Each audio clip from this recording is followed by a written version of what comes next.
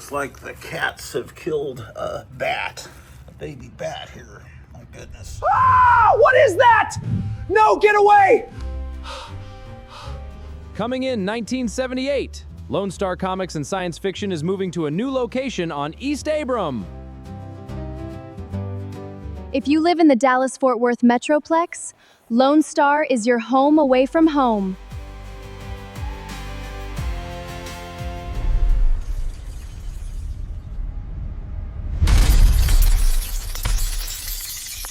Klaatu Barada Nikto!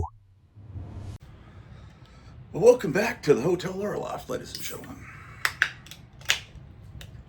Today, we're going to be looking at my collection of famous monsters of Filmland magazine and having a great time. So come along with me.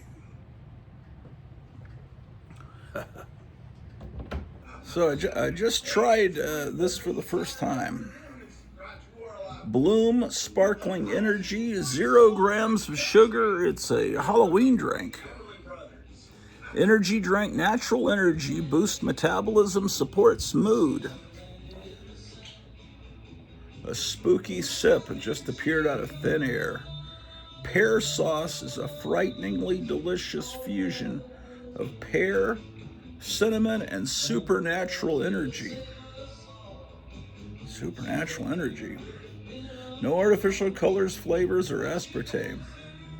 It says mental focus, natural energy, boost metabolism, positive mood. Oh, that supports gut health, and apple cider vinegar's in it. Interesting. Well, the first sip I took was pretty rank. Let's see how how the second sip is.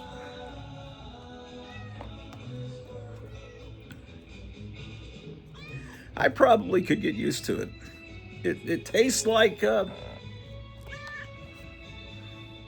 tastes kind of like an apple pie, like someone that doesn't quite know how to make an apple pie right, but it almost has an apple pie taste. And I love apple pie, but this is like the worst, someone that made apple pie without any sugar or something. Hey, there's little Callie the cat here. What's up?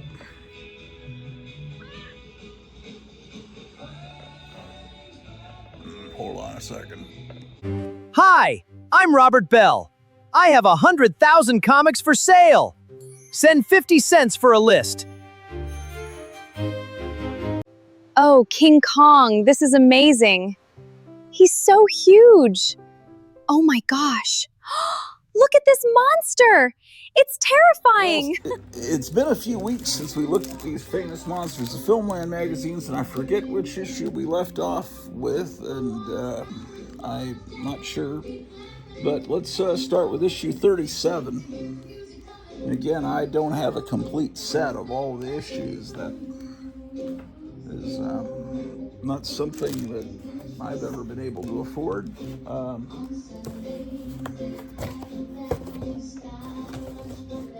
Yeah, well, I think we've already looked at this one, but I'm not sure.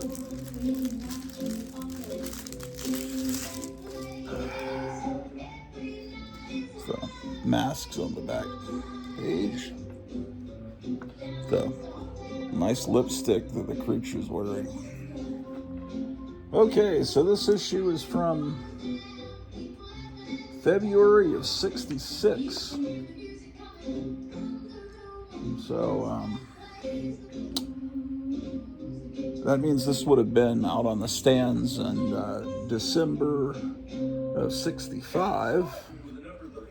And this would have been on this is the issue that would have been on the stands when Batman premiered on ABC television in January of '66. So, just to give you context, kid watching Batman for the first time on TV, this is what they would see at the newsstand.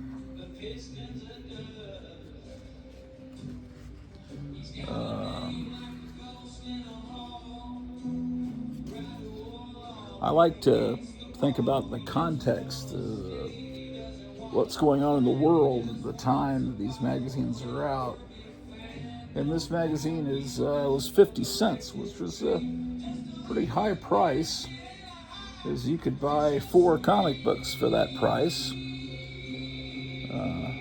4 times 12 is 48 cents.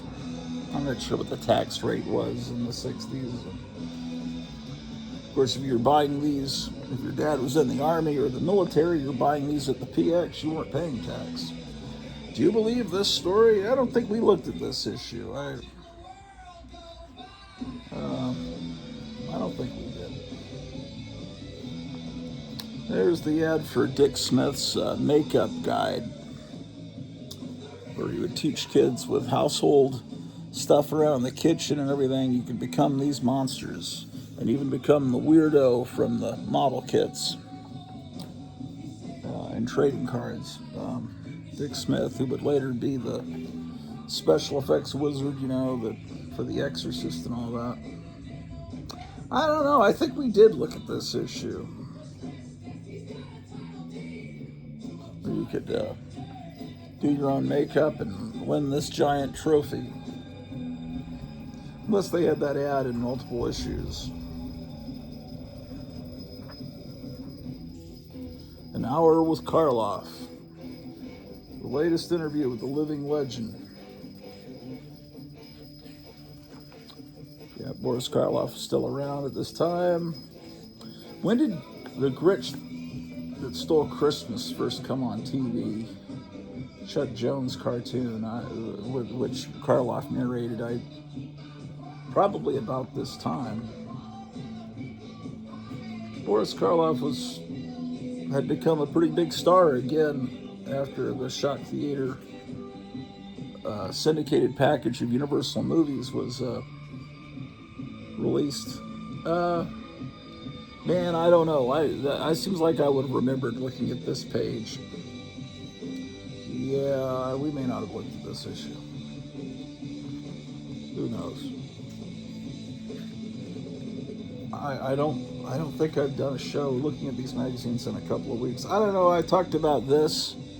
I talked about I remember talking about that Cushing with a magnifying glass in front of his eye.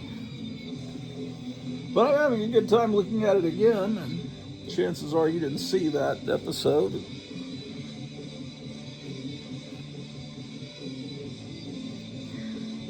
I know we looked at 35, because I was trying to go back through past episodes, but I'm not labeling them correctly. I don't label them. I'm looking at famous monsters. I just come up with weird titles. So, but that's 35, and this one is 37. Yeah, I don't know. I talked about Village of the Giants being a good movie, so I did look at this issue. Seems like I got to the issue with Frankenstein Conquers the World on the cover, possibly.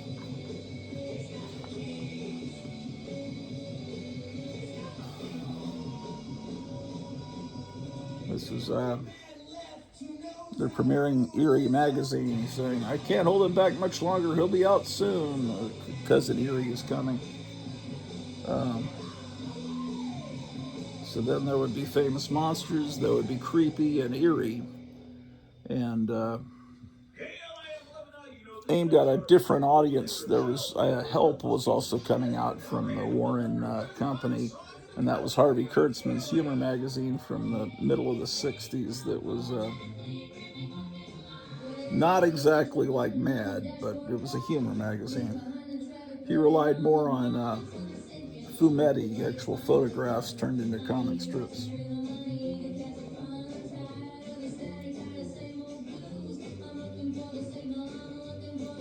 Well, I'm pretty tired today, although I got more sleep, I think, than normal.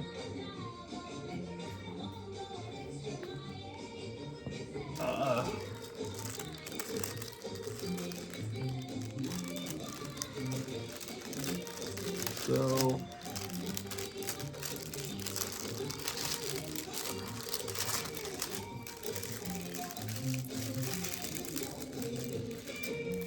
Okay, so if you're thinking about buying Famous Monsters issue 37, that's what you'll have in there.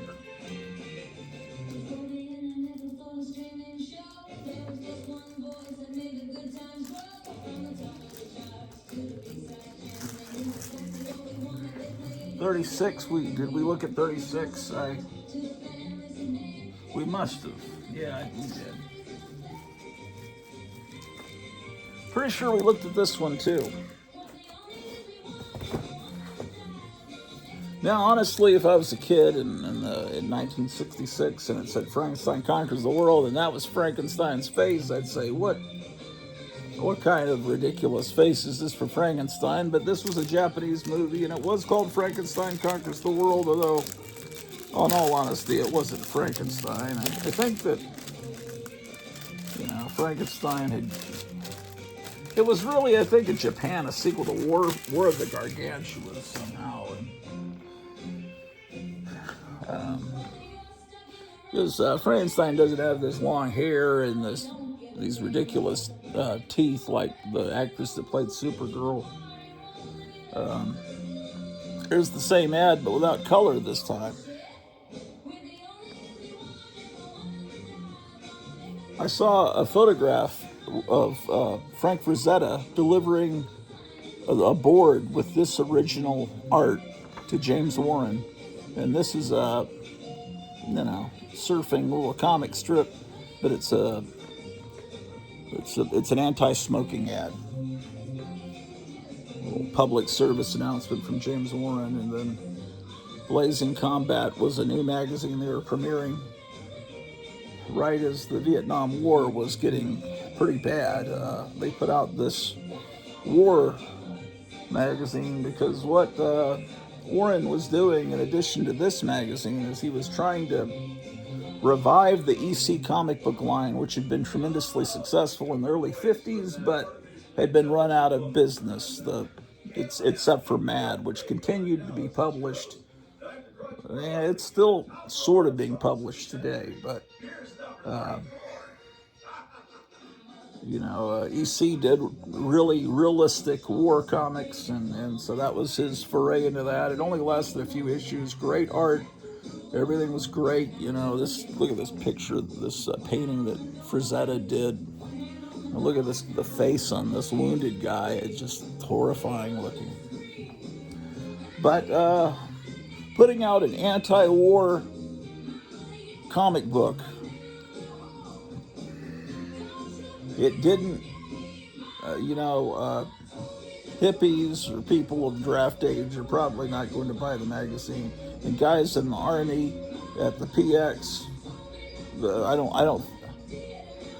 I don't know where I heard this. I can't substantiate it, but I think I heard that the Armed Services, the PX branch, the stores that are on bases wouldn't carry this magazine because it was whatever. Didn't last, but it was a good magazine. These horror decals are important in the life of baby boomers and in my life as well. I think everything I'm saying I remember saying before, but I have a wagon out in the garage that has two of these decals on the back. They're probably pretty much faded now. From when I was a little kid. My older brothers put them on. Okay. There's the good old Shock Monster. I did a video of my Shock Monster mannequin with the Shock Monster mask on it. I took a picture of it, and then I had Grok animate it dancing around the room. And I did a short with that, and it got, a lot of views. I think maybe even 1,000 views. I'm so close to my cherished goal of getting 1,000 subscribers. I'm 11 people away. And if I can get there, then I can I can start doing live streams again. So if you want to recommend me to some of your friends, that would be great. Yeah, I remember seeing this before. We went through this before. Someone cut out these pictures of the Three Stooges. Yeah, we looked at this issue before. All right. It's just, every time I look at it, it's like for the first time. Look at this wonderful, what they did with Frankenstein meets the Space Monster. Now, this was an American movie, and obviously that's not Frankenstein either. It's an astronaut that comes back all mutated from outer space. But they call him Frankenstein. This is a great movie. And actually, this Frankenstein Conquers the World is a great movie, too. It's just they're not...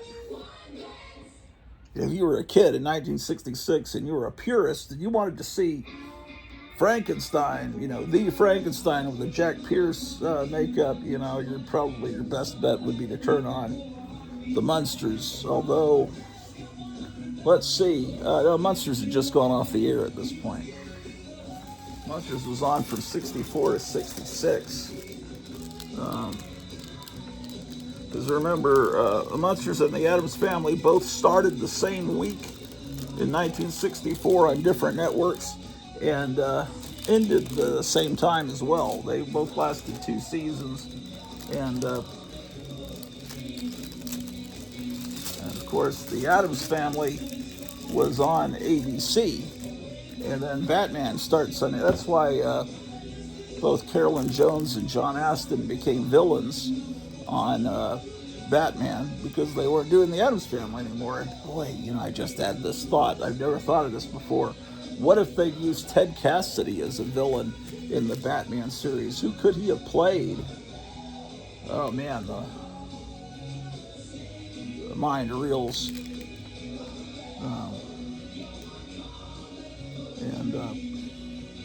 I'd always thought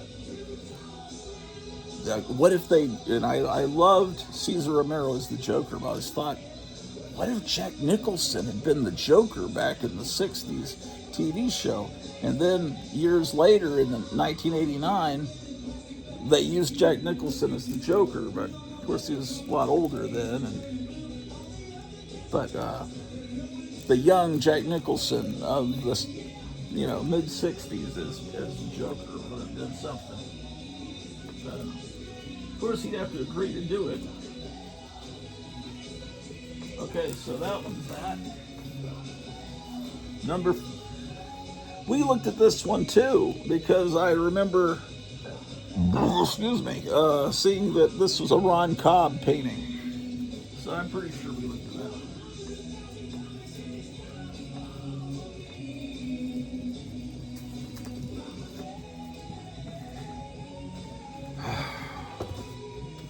I wish I had my memory's going on me, man. Okay. I don't remember if we looked at this one or not.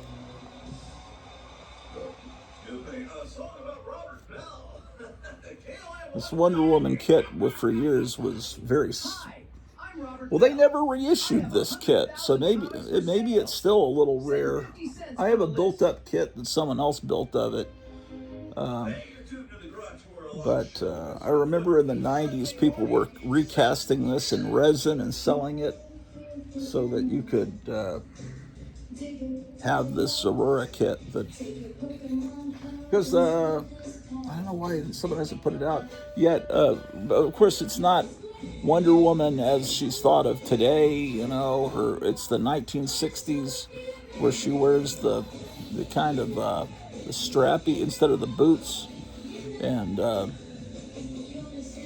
then she has her hair kind of up like that. It's not the Linda Carter Wonder Woman of 10 years later, but it's a great. She's fighting an octopus. I wonder how they thought of having her fight an octopus. That's Mad Doctor hypodermic needle. I wonder if this is what inspired Dr. Fauci to become a mad doctor. That'll cause me to lose at least 3 subscriptions, because the people who have so much invested in thinking that Dr. Fauci's a great guy, they can't handle any cognitive dissonance, man. They just can't. So you can see I forgot. This magazine, I think, had been canceled at this point, but they're selling back issues of it because they realized they had a bunch of stacks of this that never sold, and now Batman's on TV, and it had as an article about the 1940s Batman serial, so they're trying to zam, cash in on the craze. And of course this wonderful Crimson Ghost, I put the Crimson Ghost in the last episode of Sheena. I don't know if you saw that. The only problem is he didn't have eyes. I didn't tell the AI to put eyes into the... I'll do that next time. I'll have Crimson Ghost appear again. Of course, some people know him as the Misfits, mascot, but Glenn Danzig, this is his childhood. These magazines. And that's why the Misfits use this exact font as their their logo for the band.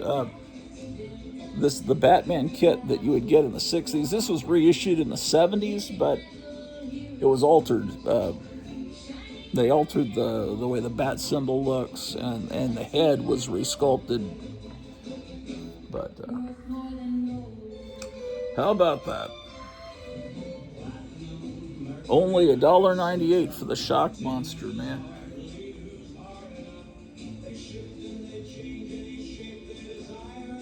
Yeah, I did a commercial for Kevin's Gotham City Comics. Kevin told me there was some regional chain of restaurants in Arizona that sold salad or something. It was real famous, but they were going out of business. So they had all these stores that all looked exactly alike, like a cube. And he said he was joking with some of his customers. What are they going to do with all those? He says, why don't you put Gotham City Comics on a picture? So he sent me a picture of what this restaurant looks like, because they're all going out of business. I put Gotham City Comics on it using AI. Oh, my wife was commenting on something. So, because I sent her a message that the cats had killed a bat. That's probably what she was reacting to. She's really going. Anyway,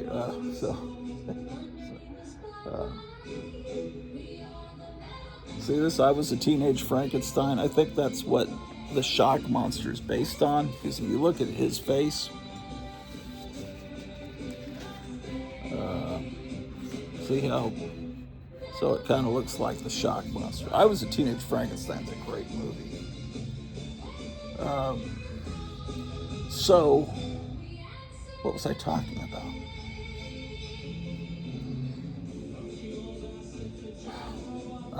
My train of thought's gone. I did a commercial for Gotham City Comics, so I told the AI, have a wall of classic monster masks, and then I said, put Clint Eastwood behind the counter, and it did that. But I know that Kevin's kind of a man of mystery. He's only shown his face a couple of times on live streams, and he's a good friend. But I've never met him in person. Like a lot of my good friends, I know them through the internet. So he never really shows his face. He showed it one time to try to, because we were trying to raise money for a friend of the show who's about to get evicted. So we were doing a GoFundMe thing, and it's like, well, Kevin's going to show his face, and he did it to get money raised. And then another time he accidentally showed his face, But so look, he's like this mystery man mask. See that? Next time Fauci brings out a COVID 20, no, it would be a COVID 27 maybe. Because remember, they named it after the year 2019.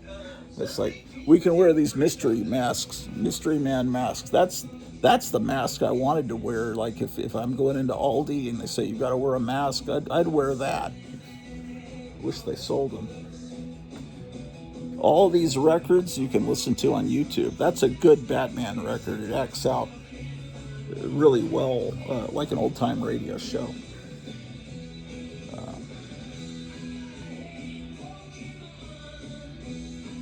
Anyway, so the picture comes back and I say, well, I know Kevin has long hair.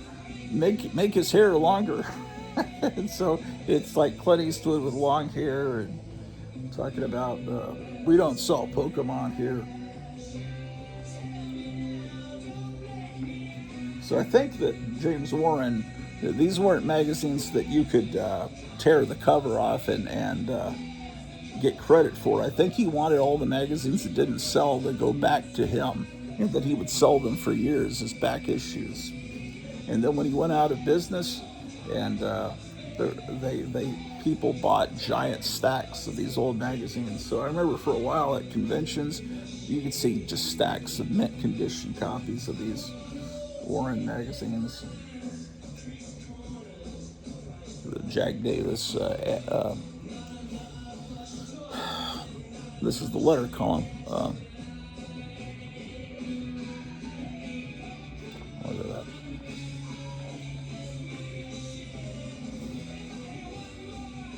You could send your pictures in and get it printed in Famous Monsters.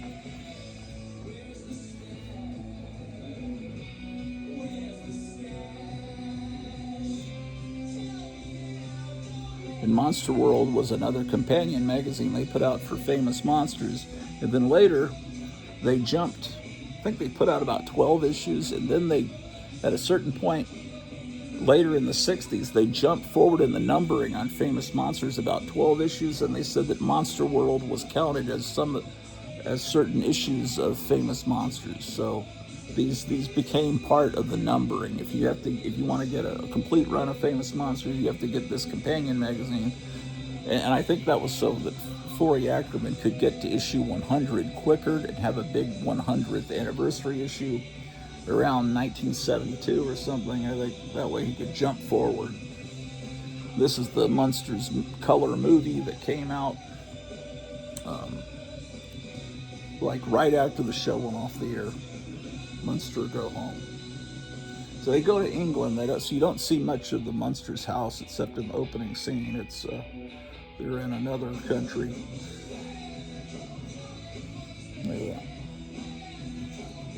See, the thing about Forey Ackerman is he had all these stills. The other monster magazines that came out to cash in on this magazine just didn't have the extensive amount of stills that he had in his collection. And you can tell from the typeface here that it's smaller, that this is a reprint from an earlier issue, probably from the early 60s, probably from when Kennedy was president. They already have 3 issues of Eerie out at this point. But the weird thing is Eerie started with issue 2. There was an Eerie number 1. They only printed about, I think, less than 500 copies. It was a little ash can edition, about the size of as tall as a TV guide. It was never meant to be sold in stores. It was only put out so they could get the copyright on the name Eerie, because there was a rival company to Warren that was called Eerie Publications, and they wanted to put out an Eerie magazine, and Warren wanted that name. And Eerie Publications put out magazines like Creepy and Eerie, horror comic black and white magazines, but ultra gory and sleazy, with monsters just ripping each other's arms off and beating each other with them and all kinds of just the most.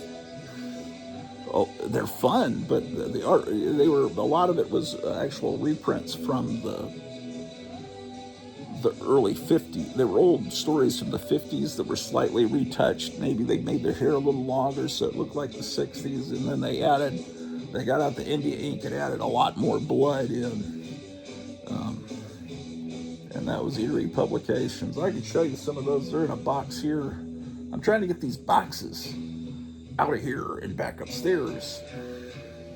Ooh, look at that. He's obviously got the press book to Werewolf of London. Nobody has these kind of pictures except Forey Ackerman. That was the great thing about this magazine. He had the stills. So, always loved this magazine. You know, the ones we're looking at here came out when I was barely out of the cradle, about 1 year old. I think at this time, my father was maybe off in the Vietnam War, and it was just my mom and her 3 sons. And I guess her dad or my grandfather helping out maybe.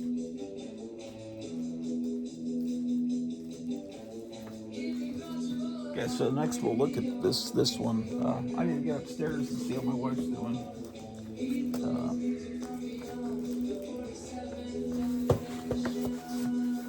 I'll be back.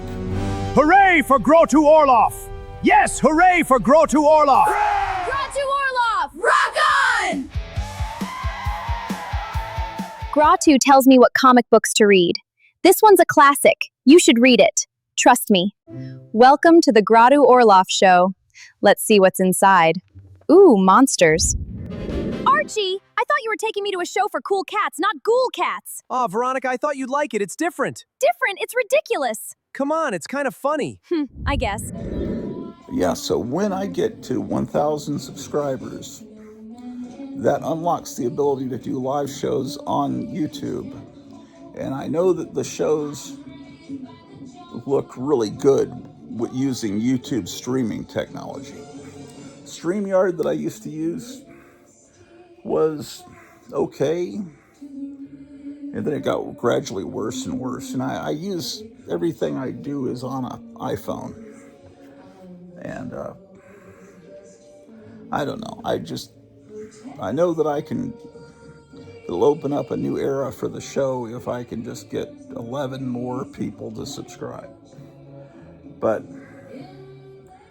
all I do is I'll get 1 or 2 more subscribers, and I'll lose 3. It's like it's hard to advance.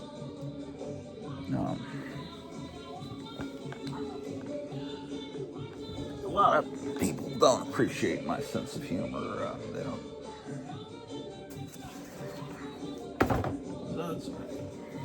Also, I don't like most of what everyone else likes. I'm a curmudgeon. I don't know. Was a good friend of mine passed away a few weeks ago, and they had a big at White Rock Lake in Dallas yesterday. They had a big thing for him yesterday, an event for him, not a funeral. That must have happened a while back, I guess, but this was for all his friends and stuff, and I wasn't able to make it. We're financially kind of behind the 8 ball like everybody else, and I guess I could have driven there, but that's like a 12-hour drive back to where my friend lives. And but my friend Randy, using his phone, allowed me to see most of it. He kind of left his phone going, and I was able to watch it and see his family talk and friends. So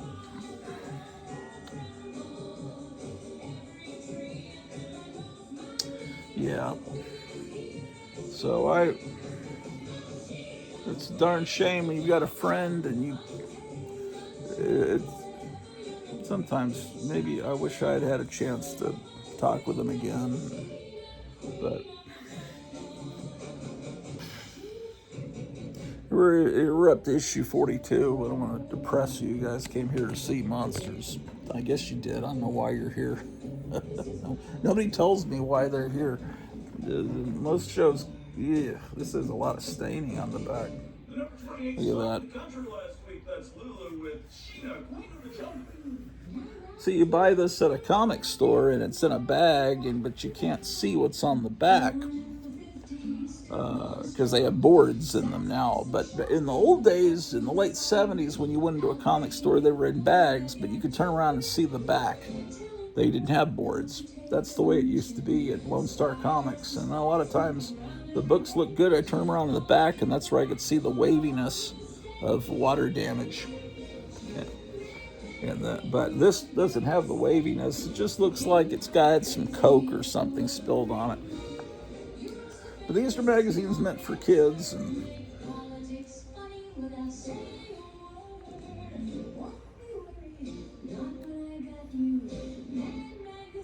oh man, there's John Chambers, famous special effects makeup guy, making up. That's for The Outer Limits. David McCallum.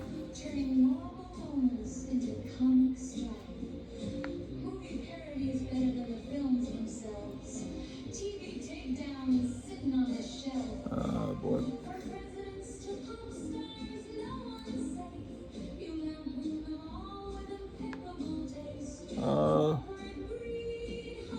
What is this movie? It must be, this is some British thing. This must be one of those Carry On movies. Those are big movies over in England, but yeah, Carry On Screaming. I guess I've never seen them. I think they're kind of like Benny Hill kind of style. Lots of girls running around, kind of silly movies. They made tons of the Carry On series. Looks like I'd like to see that movie, Carry On Screaming. Those movies were never played on American TV stations. I don't know how naughty they get, but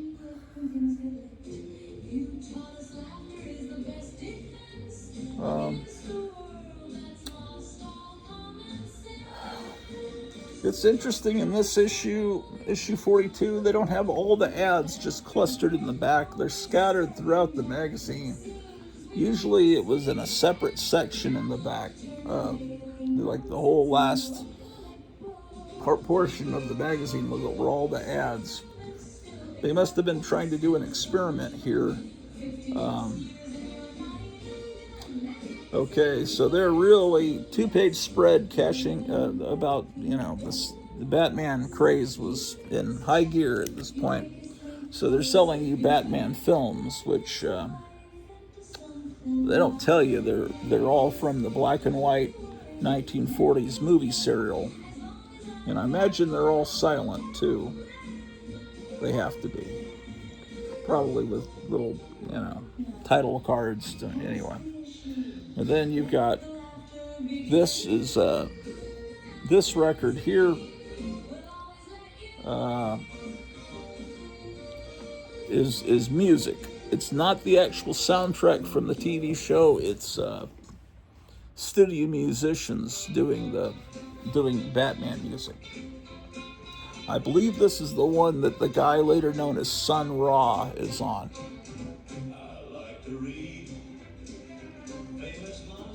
This is Comic Book Heroes, which all of these records you can listen to on YouTube. This one is songs about superheroes, but it is not the Comic Book Heroes record that Rick Springfield did later.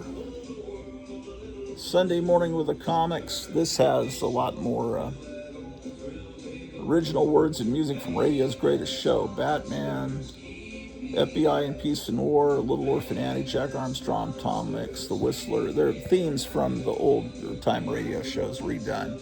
And this one is the actual soundtrack. It's Nelson Riddle who did the soundtrack music of Batman, but none of them are the actual music that played in the background of the show. But it's as close as you could get at that time. Later, they put out a CD of the music from the Batman 1966 movie.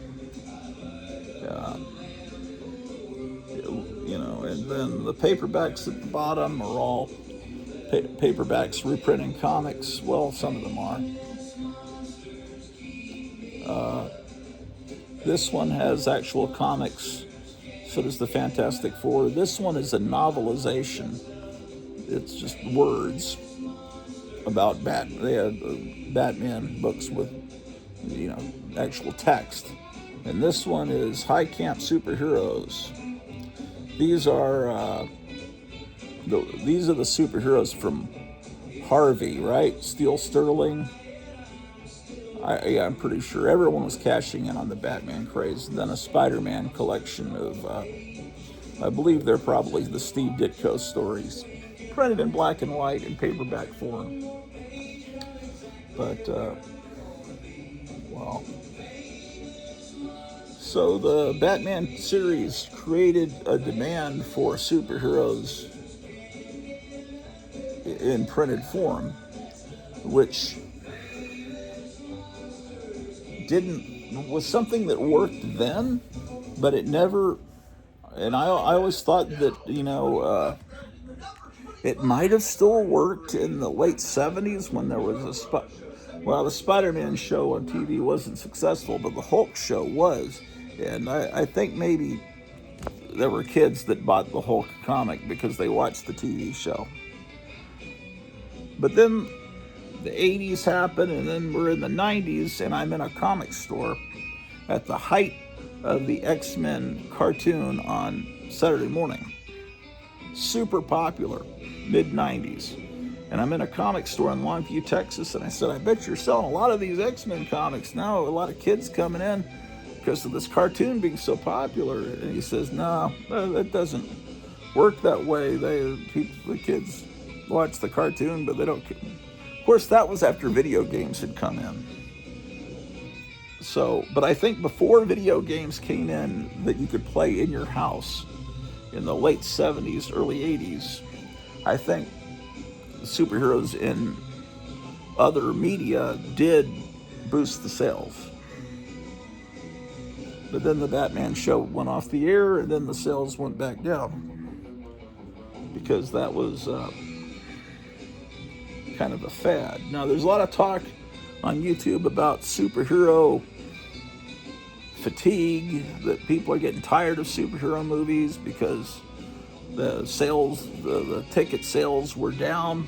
And then when Spider-Man came out, this is just had its second weekend. I don't know if they're up past $2 billion yet, but it's doing great. And people are saying, well, maybe we're wrong about superhero fatigue. And then other people are saying, no, people are just fatigued by bad superhero movies.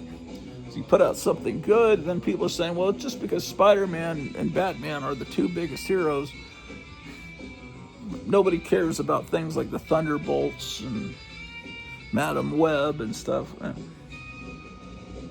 But you just have to have a good movie, and then people will come.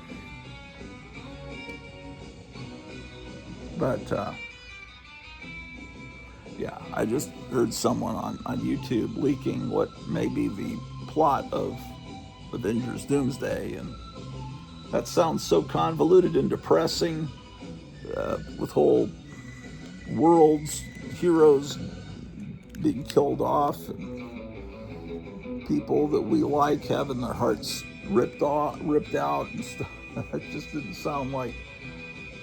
It sounds depressing, and I think it would be very confusing to the average normie. But I don't know. There's no tell. I'm not going to tell you what all they said, but wow.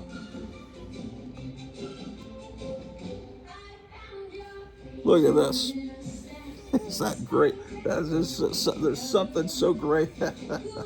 Look at that, how the O is the Wolfman's face, and over here the E is Frankenstein's face. You see that? How could I just don't know. I can't. It doesn't compute how a kid would not be into this. There's a lot of people that are just into only comic books and have never collected this magazine. It's like, I'm not interested in that. I just don't. It's okay. I forgive you for being that way. I just don't. I can't relate to it because this is my world. What is going on here? There's some damage up here. It looks like someone have a paper clip up there or something. You see that?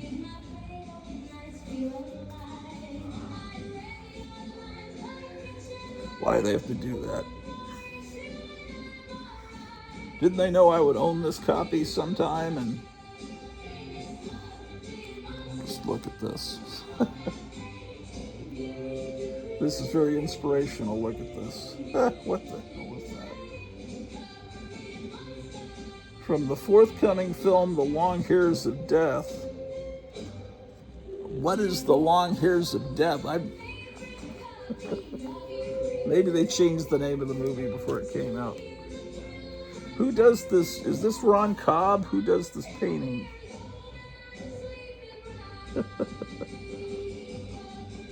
Yep. Our cover, the horror highlight of Frankenstein Meets the Wolfman painting. It says Panting. Oops, Painting by Ron Cobb. Ron Cobb, who was, I believe, somehow related to the Frazetta family, or he was an assistant to Frank Frazetta because he was a relative. I'm not sure, but I know that Ron Cobb was the production designer for Conan the Barbarian film. How about that? Famous Monsters 43.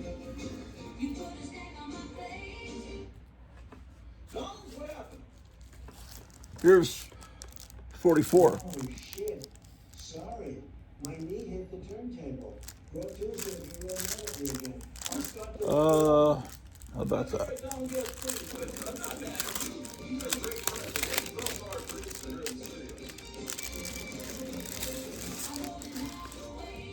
I hear that Iran is demanding that we pay for all the damage that it was done over the last 4 months, and then Trump was saying that he demands them pay for all the people the protesters they unalived, and all the all the.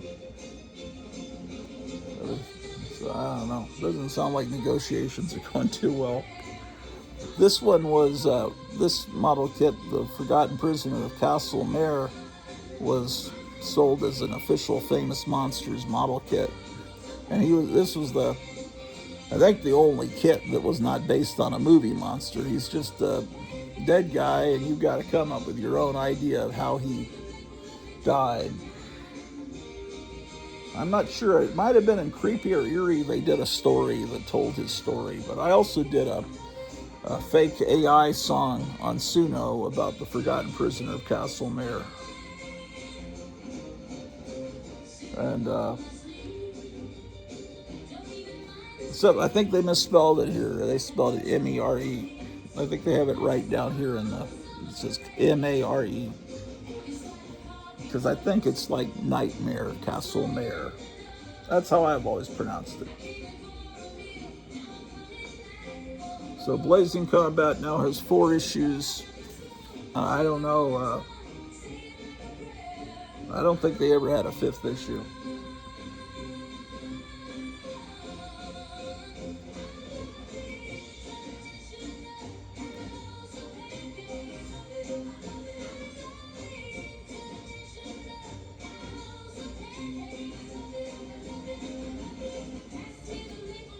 Oh, look at that.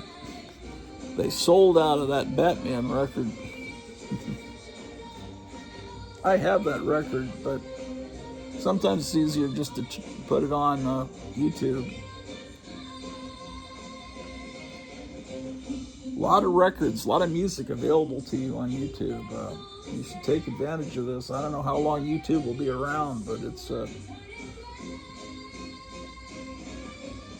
before there was YouTube. Before, what someone pointed out is that what we're doing now is the modern equivalent of the public access television.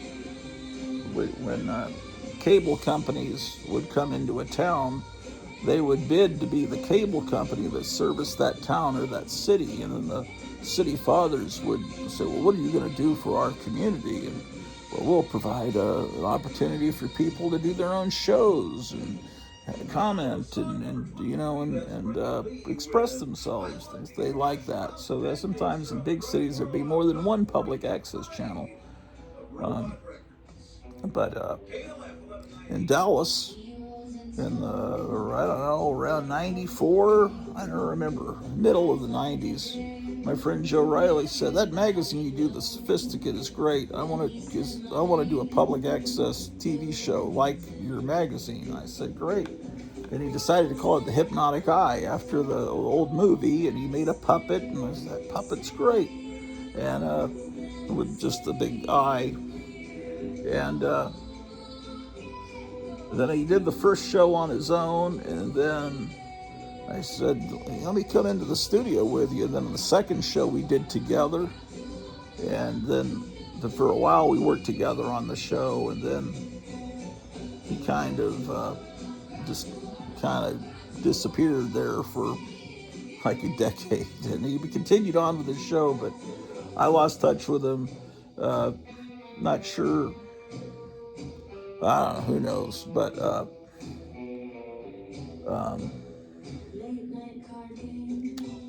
I probably got annoying calling him too much. Maybe there's no telling. But so anyway, I got back in touch with him. He contacted me on MySpace, and then we talked about going to a Universal Monsters convention, and everything was cool. And then, we were friends again. And the next day I get a call from my friend Steve telling me that Joe Riley, did you hear about Joe Riley? He passed away last night. And I said, I was just texting with him, or I don't know if you called it texting back then. I was just talking to him on MySpace last night. And then he died right after I talked with him. But I was so glad I was able to reconnect with him. And then that friend Steve that told me about him passing away is the one who had the memorial ceremony yesterday. So I think about these things. But anyway, so what I'm doing now is kind of a continuation of what I did with Joe on The Hypnotic Eye. So in a way, I've been doing what I'm doing now. Let's see here. Like 30 years. I mean, this is, because The Hypnotic Eye was basically this sort of. And if we had AI, artificial intelligence, back in the 90s, what Joe and I could have done on that Hypnotic Eye show, I'm having a lot of fun with that artificial intelligence. But some people don't like it, man. I don't know. I don't get many views on the shows, but it's not going to stop me, man. I'm having too much fun.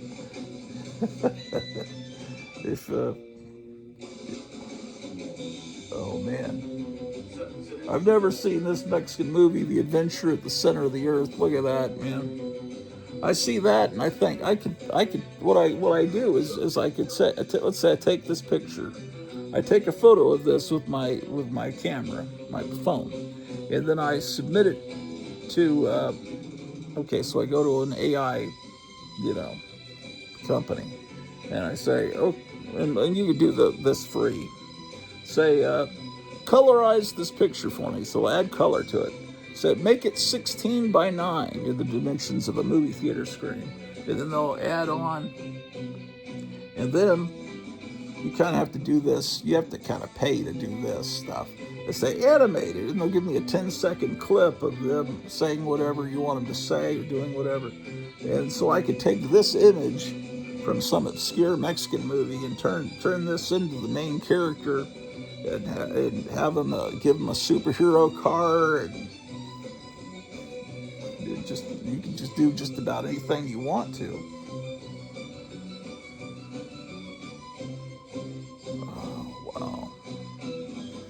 I want to watch Tower of London again. This inspires you to watch old movies. We just watched Pit and the Pendulum. All the Edgar Allan Poe, Roger Corman directed color AIP films are on YouTube, free. Beautiful transfers. Man, that's so much fun. I forgot how... and it had a Richard Matheson script. I forgot about that. Yeah, this was always weird when you'd see about these British TV shows. This is actually not the TV show. This was a movie based on Doctor Who that really was nothing like the TV show. Had Peter Cushing playing Doctor Who. It had the Daleks, but beyond that, I think they changed the whole idea of Doctor Who for this movie, as I recall.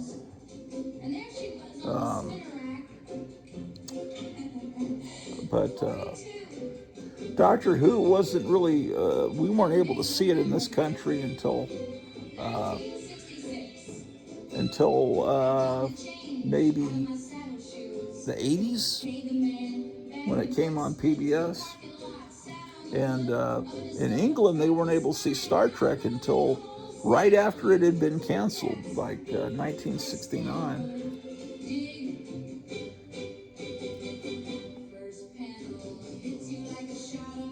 See this painting? My friend used to own this painting. It was hanging over his couch. And I'm looking at a Monster on the Campus poster here in front of me, and he owned that painting too. He bought a ton of these Reynold Brown paintings.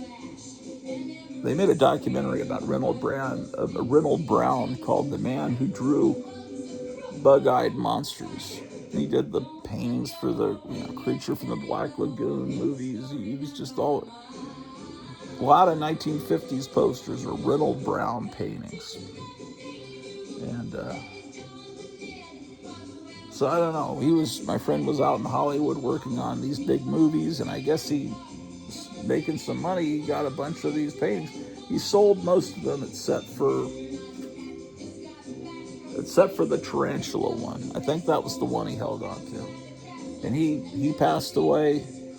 Gosh, all my friends, a lot of my old friends from the 80s are gone. He passed away, I don't remember what year, but his older brother kept his house exactly as it was. He kept everything going in the house, and it's like a Forrest J. Ackerman mansion. But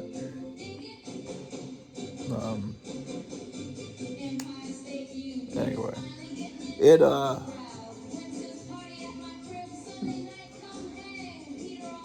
the only way I can remember when he passed away, because I don't like to think about it, is the last time I heard his voice was a voice message.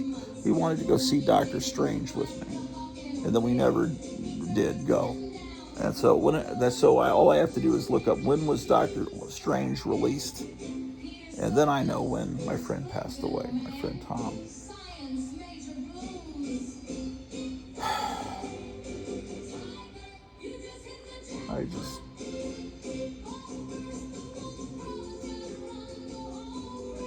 So Tom, Joe, Steve.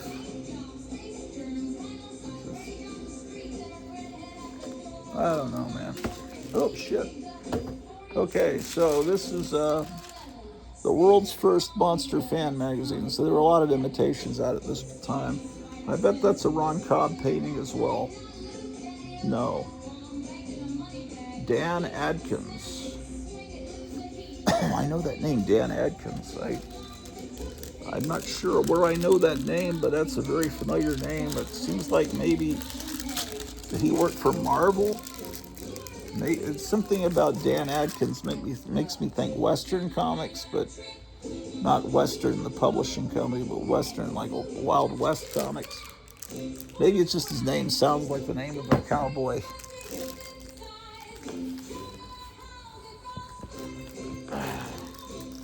Like Hopalong Cassidy would say, we gotta go track down Dan Adkins. 44.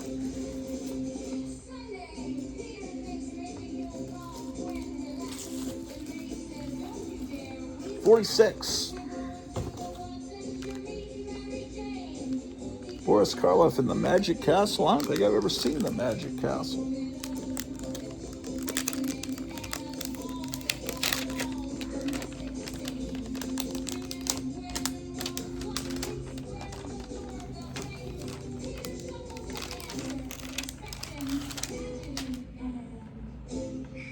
Okay, they got it spelled right now.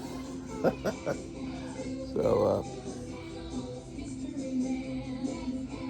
My childhood model kit of this, I stupidly later painted over the glow parts, but then at an estate sale, I bought a built-up kit where it had the glow parts that weren't painted, so I could probably get it out and we could test the glowing on it if you want.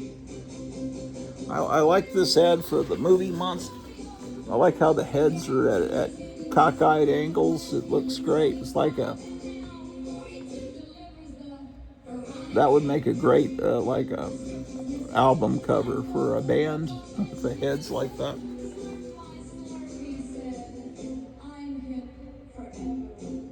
And then they were selling, they had masks made for the, see, here's the basic models, and then these are the deluxe models.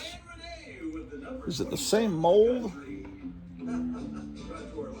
No, it doesn't seem to be. Face it, Tiger. You just hit the jackpot. Let's watch the Grottu Orloff show. Well, for the cheap ones, they're $9, So good. and then they're $15 for the deluxe ones. I don't think I've ever seen these in person, those model kits. I've never seen one for sale. Get your two-way Mystery Man mask. You see that? That's another mask that I would wear the next time there's an epidemic. I don't know if people will buy into the next epidemic or not. But who knows? These are the remember that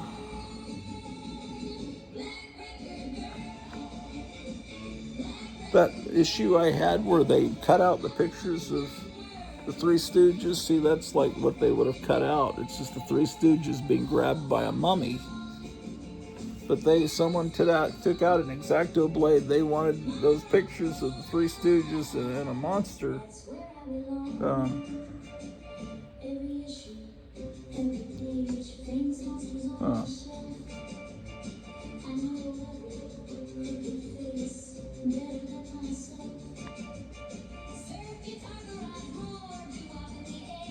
Sometimes it's good to look who these letters are from, because sometimes they're famous people. This one says Robert Williams, but I know it's not the Robert Williams.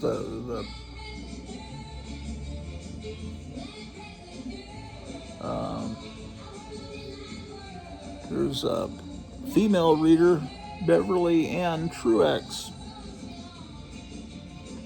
You imagine having a girlfriend that was into this magazine, and you imagine dating a girl whose picture had been in Famous Monsters of Filmland magazine.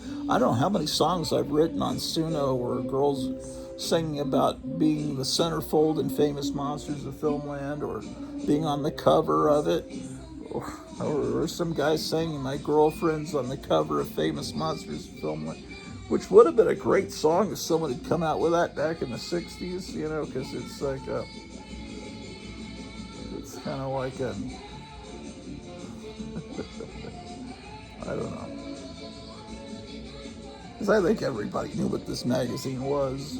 That obviously, if it's called Famous Monsters, it would be a monster on the cover, and then that would be an insulting song, and you know, anyway. Every time I saw this album cover as a kid in this magazine, see, there's King Kong was much smaller than that. In the real movie, he was, got a cramp in my hand again.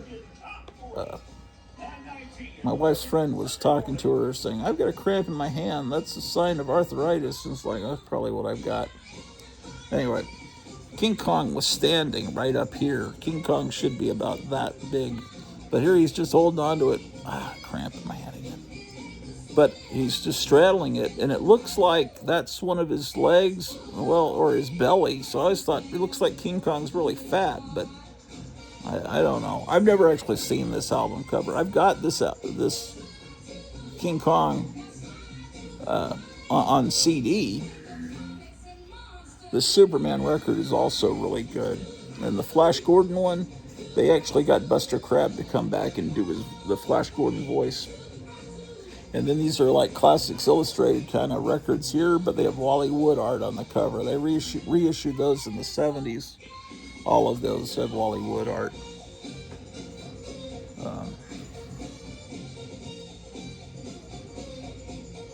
It just, man, why did Wally Wood not do more artwork during the 70s? And it's just, he was a big star. He was like the guy. He was like everyone in the industry knew him in the 50s and 60s. He was kind of like the Alex Ross guy that everybody wanted. That he was amazing. But then I guess they all knew that he was a drunk and kind of crazy too. And so, but it just seemed like he should have gotten, maybe he was just hard to work with. And it's not that he was some bum. He was a World War II veteran, and there was a lot of, you kind of understand why those guys had trouble. Batmobile model kit, Green Hornet series was supposed to be the next big hit. It just, but when Green Hornet came out, they had everything ready for sale when the first episode went on the air. The model kit for the Black Beauty was already in the store. They were ready to do business, but then it just wasn't. The tone of the Green Hornet series was different from the Batman show. It wasn't done in as silly a way. So the tone was more serious because the guy that produced the radio show was still alive, and he wanted it to be not making fun of the character like he perceived the Batman series was doing with that character.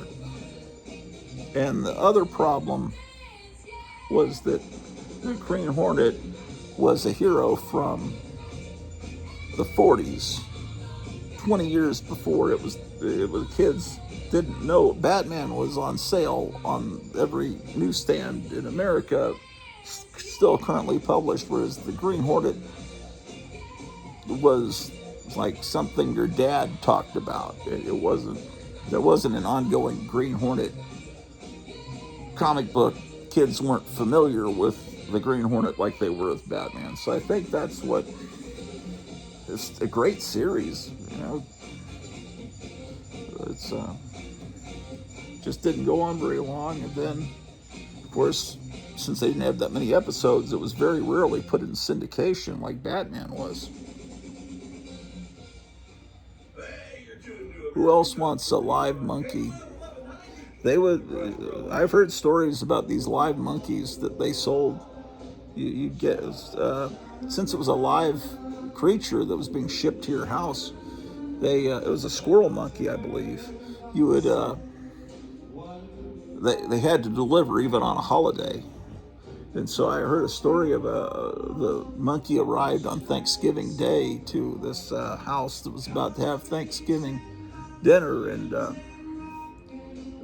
the package was open, and the monkey got up on the table and started doing something rude, but I can't really say, with the mashed potatoes, something that you let your imagination go wild what it was doing with the mashed potatoes.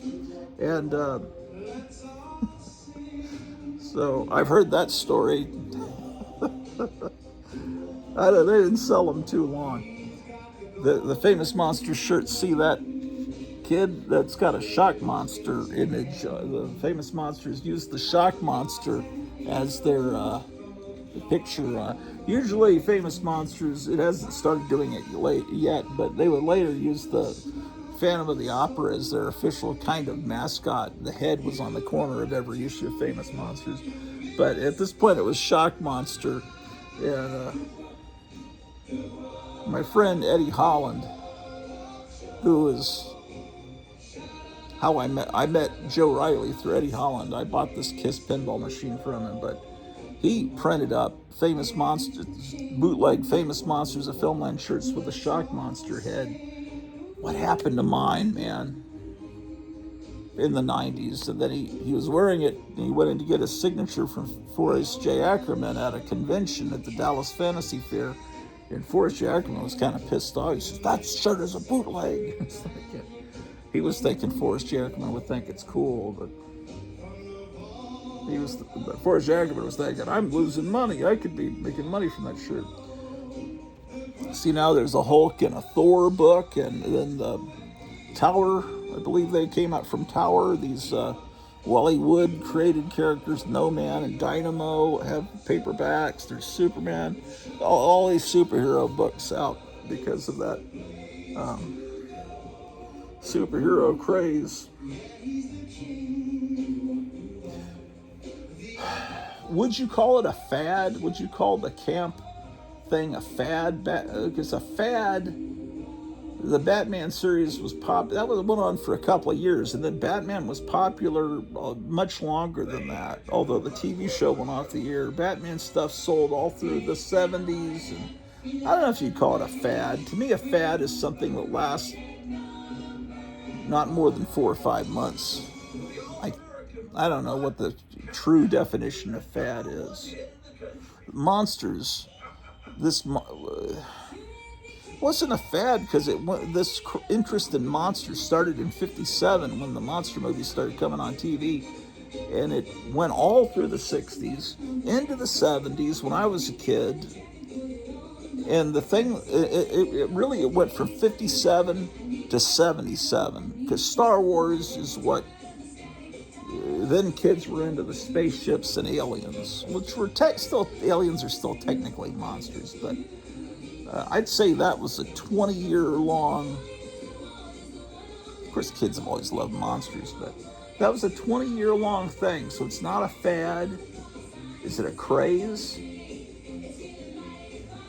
I don't know, man. And there's still an interest in it with people, people my age and younger that call themselves monster kids that have an affinity and love for this. This is where everything comes from for me.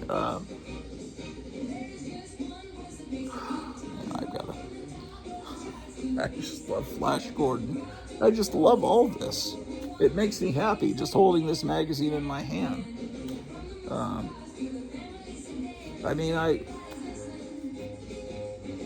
This is fun for me. Making those AI videos is fun. I think if you give them a chance and watch them, you would see the fun in them. It's just so much fun.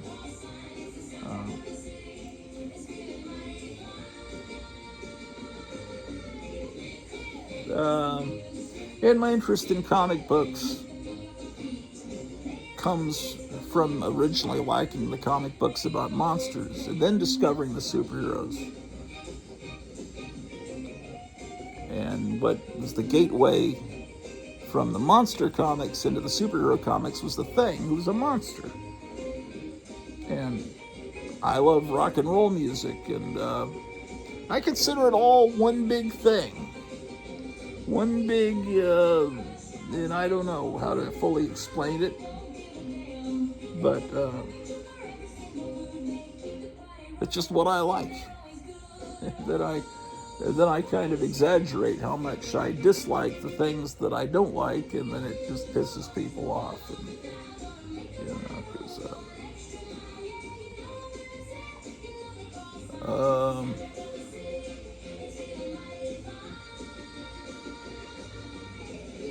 this is Vern Langdon Studios.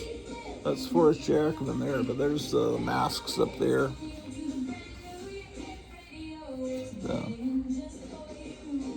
It would be great to have a wall of masks like Kevin Johnson has at Gotham City Comics. I should get. I would really love to have this Frankenstein mask. I need to look into getting one. Maybe that would be something I could ask Santa from Christmas, on Christmas. I used to use this picture as my profile picture on, I don't know, was it on MySpace? I don't remember. The mold people were life masks die.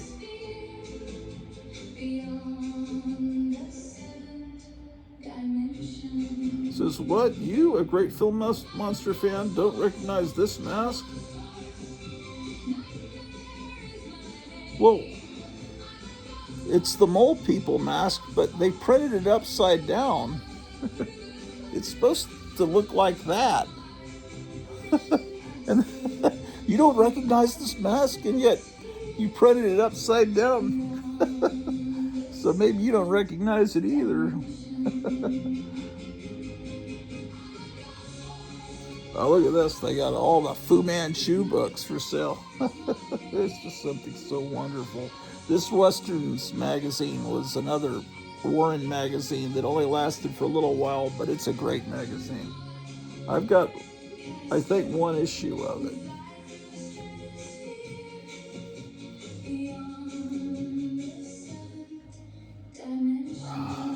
What time is it, man?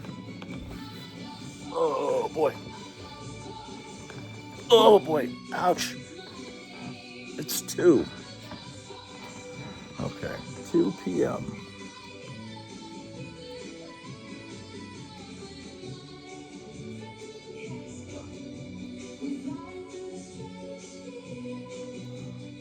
I'm not even thinking about, can you see it? Maybe you should be more like that. You don't need to see me.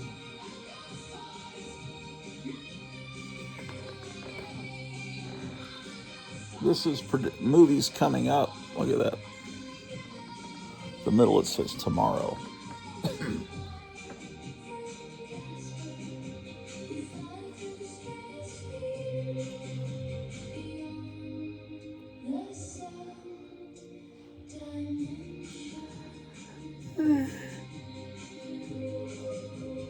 This is, we're in 1967 now.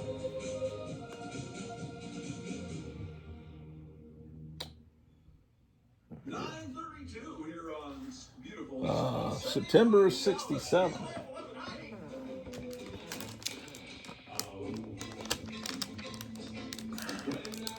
Maybe I should take a break and build that new model kit. Come on, man.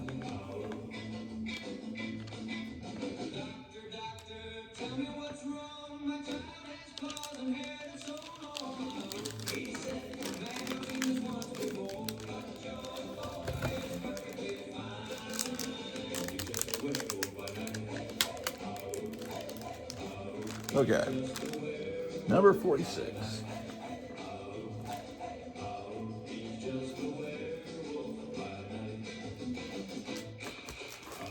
Looks like I don't have 47. Here's 48.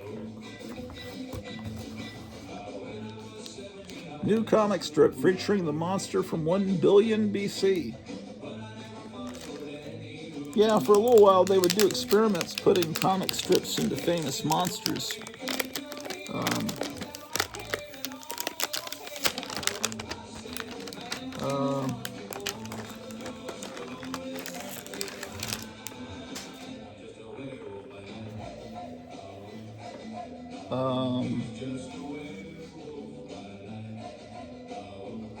That's She-Freak, which is a remake of Freaks.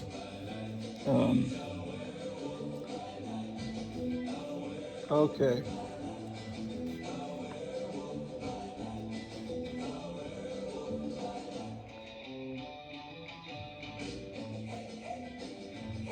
This record you can also listen to on YouTube. An Evening with Boris Karloff and his friends.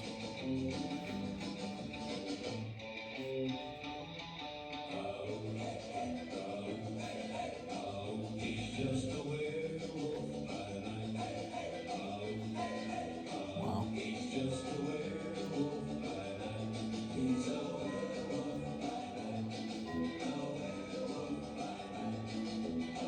There's a guy in Brazil.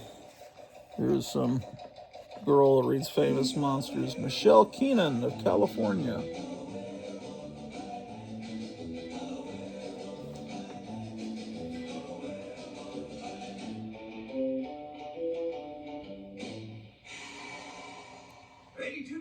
Out there at 9:34 here on the Grottu Orloff Show.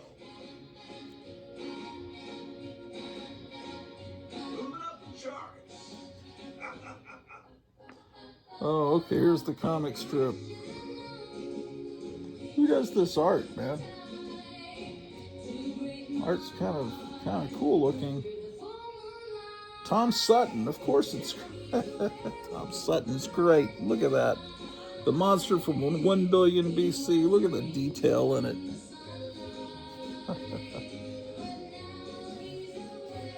There's some wonderfulness about it that it looks like an underground comic.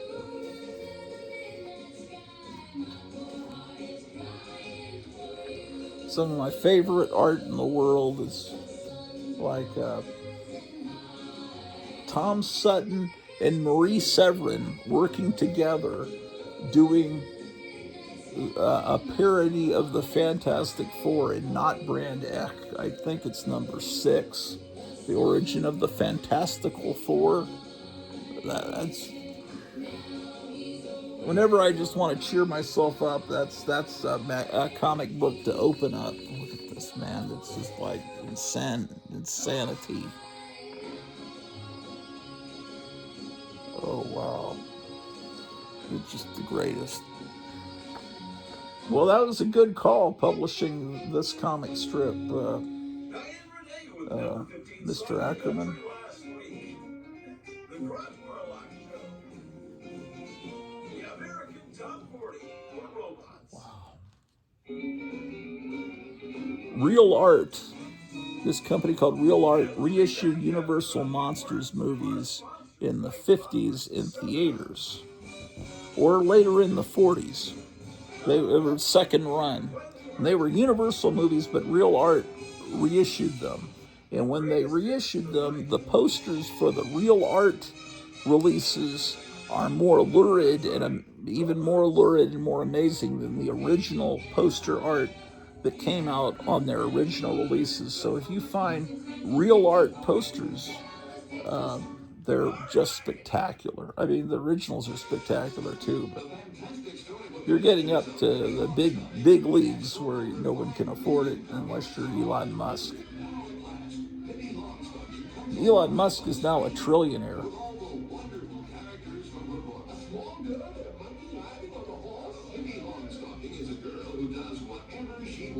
Starting to get the shakes. I don't know why that is. I don't know.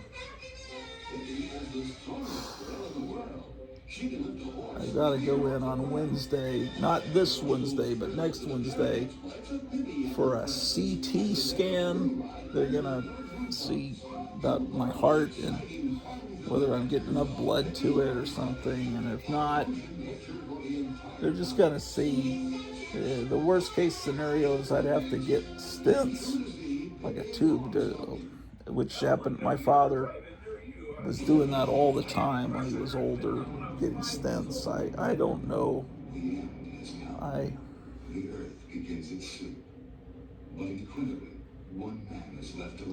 feel so alone. If I have to go into the hospital, my wife doesn't. She knows how to drive, but she doesn't have a driver's license. So I'd really have to drive myself there and drive myself home. I only have one person I know locally that took me to my cataract surgery and back, and we're going to the fair on Thursday. Maybe he could help, because he's retired basically, and but I just feel like I don't know any, at least not locally. All the people I know are out there in Texas and Arizona and different parts of the country, and Maryland or Florida, Alabama, different places. I don't really have any family left. Sometimes that's why I want to do these shows so often. It's just like my only way I can connect with humanity, other than just watching people on YouTube. And then I look, has anyone commented on my videos? It's like, and then I get 2, 3 people commenting, and it's like everyone else I'm jealous because everyone else gets like 40 comments. And it seems like I just piss people off so much that nobody wants to comment on my videos. Or maybe they're just not that interesting. I really don't care.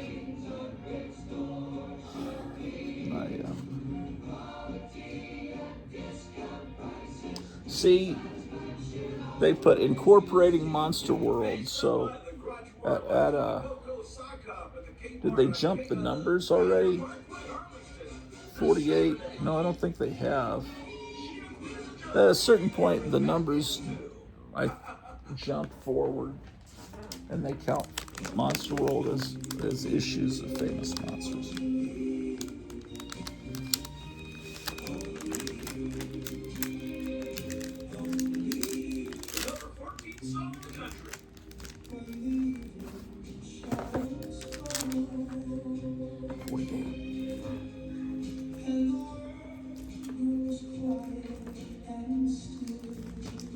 Okay, there's 49.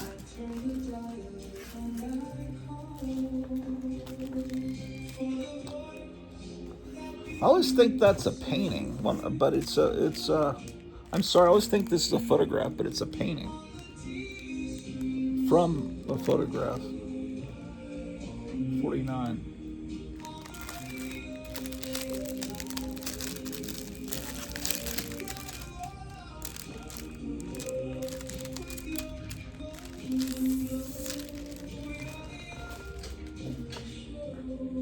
Yeah, I don't know. It looks like that's part of his body. It makes him look like he's real chunky. Who does this painting? Ron Cobb, yeah. Okay, this one's in great shape. This must be one of those warehouse ones, completely slick, like a brand new issue. Little bit of, whatever you call this, dust fading. But it feels like I'm holding a brand new magazine I just picked up off the newsstand, completely slick and white pages.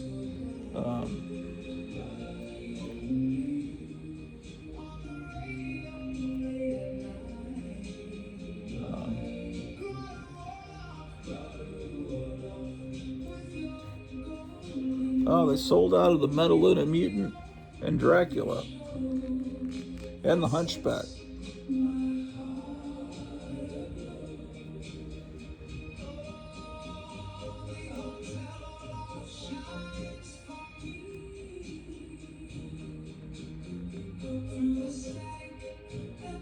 Here's a comic book. This is not a... Most of these ads are for Captain Company, which was James Warren's company. But this is someone else advertising in Famous Monsters, which you don't see hardly ever an advertisement from someone outside. Comic book collectors' attention. We have over 120,000 Marvel comics in stock, plus more than 60,000 from other publishers. To get your giant 40-page catalog, send only 50 cents to Grand Book Center, Department A. He's in Brooklyn. I wonder how many of these 40-page catalogs exist, and it would be so much fun to find one. I wonder if it was mimeographed with the purple ink. It would be interesting to see what the prices were. This is a great movie, The Brain That Would Not Die. I highly recommend you seek it out. It's great. Great movie. Hey, it's Grottu Orloff. You know, they say that 13 is an unlucky number, but here's the number 13. Angry Red Planet, that's another movie I want to watch again.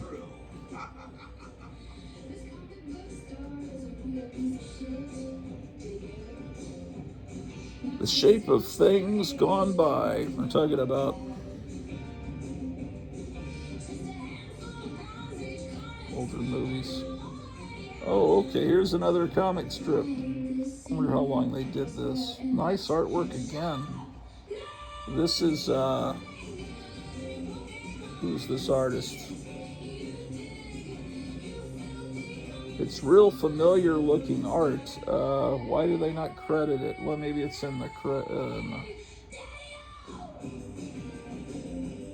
Footsteps of Frankenstein comic strip. That's really odd that they don't mention the artists.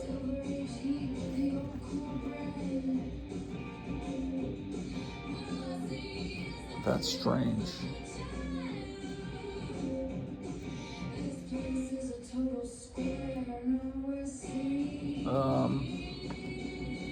Anyway, it's nice art.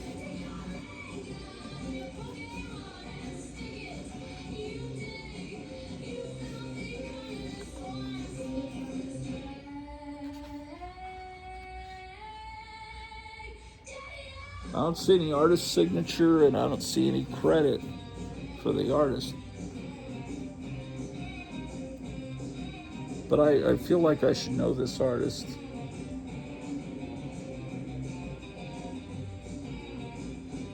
I think it's an artist that worked for EC, but oh well. I could find out pretty easily by just looking this issue up on mycomicshop.com, the Lone Star Comics website. It would say who the artist was in that. Or you know, just a Google search. Although it seems Google is very different than it used to be. You don't get that many results on Google nowadays.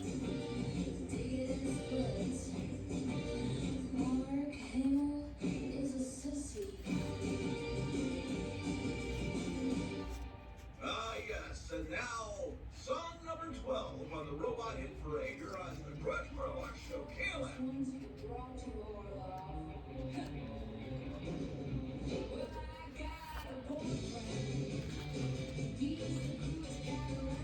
This Dracula article, you can tell, is a reprint from many years before because of the text size. See how that looks like early Famous Monsters as opposed to later in the issue.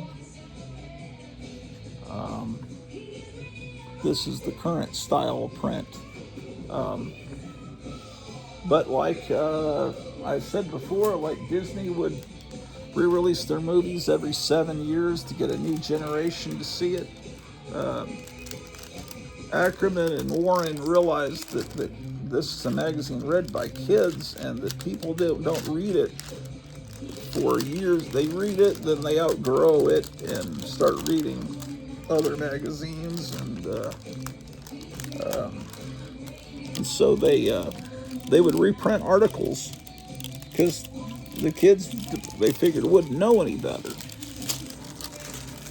But when you got really into Famous Monsters, I've heard stories of people that would mail order back issues and realize, hey, everything in this old issue I've already seen. They've reprinted recently. But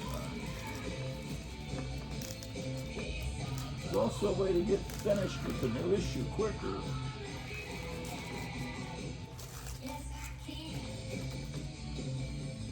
Okay, this next issue looks like I've got several copies of it. I've got to watch the time. 2:15. Okay, this one I got from Duncanville Books, and it looks like I think I paid half of 15, so that'd be $7.50. They put 6.5. That's their rating they gave it. As in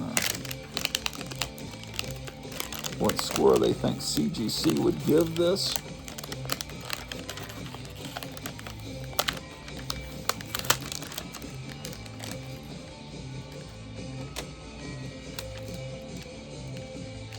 Ah, screw it.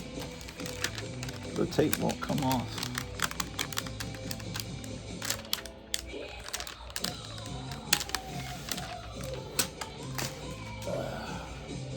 See, there's a little bit more age on this than there was that last one we saw, but it still feels very slick, and it's issue 50.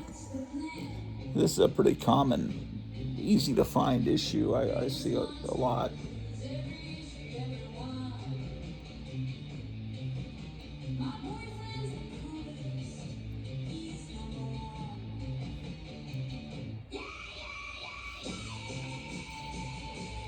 Tremendous 10-foot balloons. Iron-on monsters. You can get shirts with these guys. KLF 1190, the Grottu Oh, Orloff Show. Lost in Space monster. Famous Monsters did not cover Lost in Space and Star Trek as much as you would think that they would. Of course, I guess you all know that from the movie The Man Who Laughs, Conrad Veidt is the inspiration for the Joker.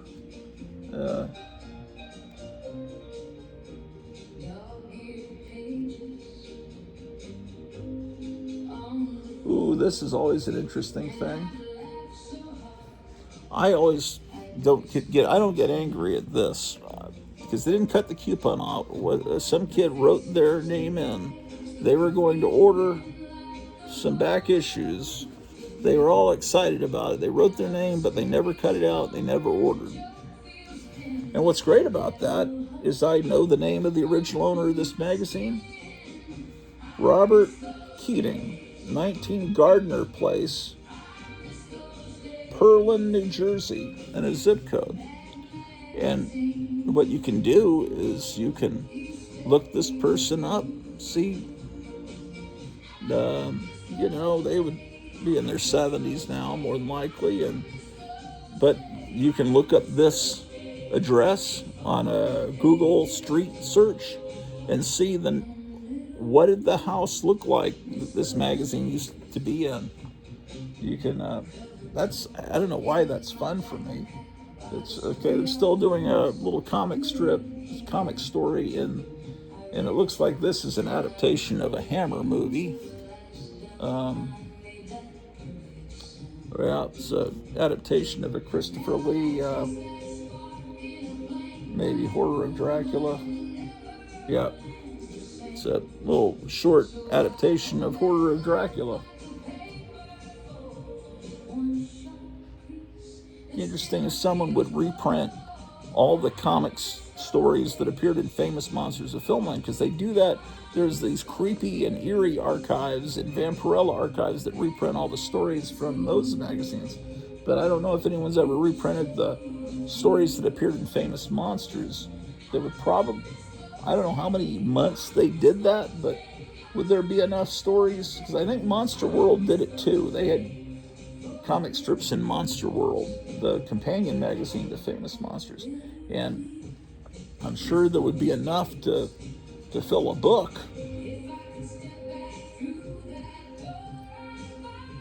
The great thing about this is it shows how the monsters are made, and the people making the monsters become known to these kids, and then some of these kids that read this magazine grew up to make monsters in Hollywood movies as well.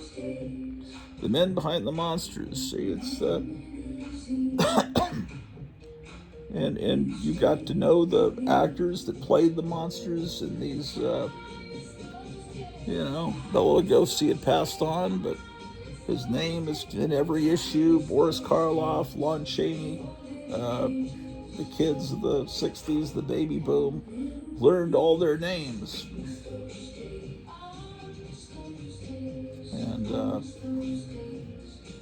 Boris Karloff was still around to enjoy a resurgence in his popularity, where there was a Boris Karloff board game. He had his own TV series. He had a wax museum at Niagara Falls, the Boris Karloff Wax Museum. Famous Monsters is 10 years old. We're up to issue 50, July 1968. This is a Basil Gogos painting here.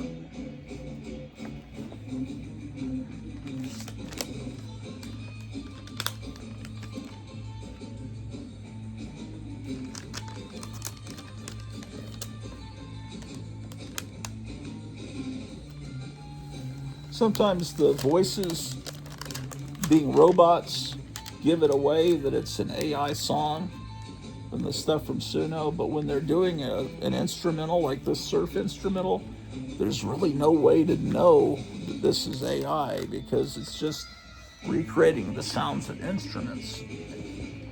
Really kind of fascinating, I think.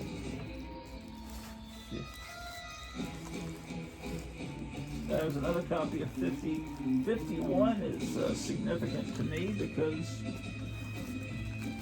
a friend of mine was doing a paper drive for his church and had stacks of magazines, and this was on, not this particular, there was one of this issue on top, and I really wanted it, but I couldn't take a magazine away from, this was about 1974. It just didn't seem right to take something away from a church paper drive. But I looked through it, and then years later I was able to get a copy of it. And I mean, yeah, that would feel really, you'd feel really creepy saying, "Can I have that?"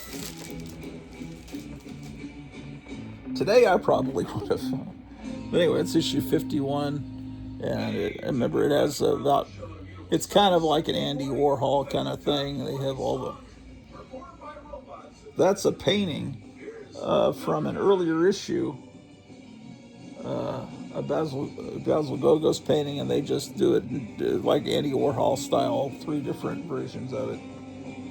Ooh, nice pictures of the Aurora model kits. By this point they've added Godzilla and King Kong. It says new, just arrived. I built a Godzilla just about a month or so ago on the show.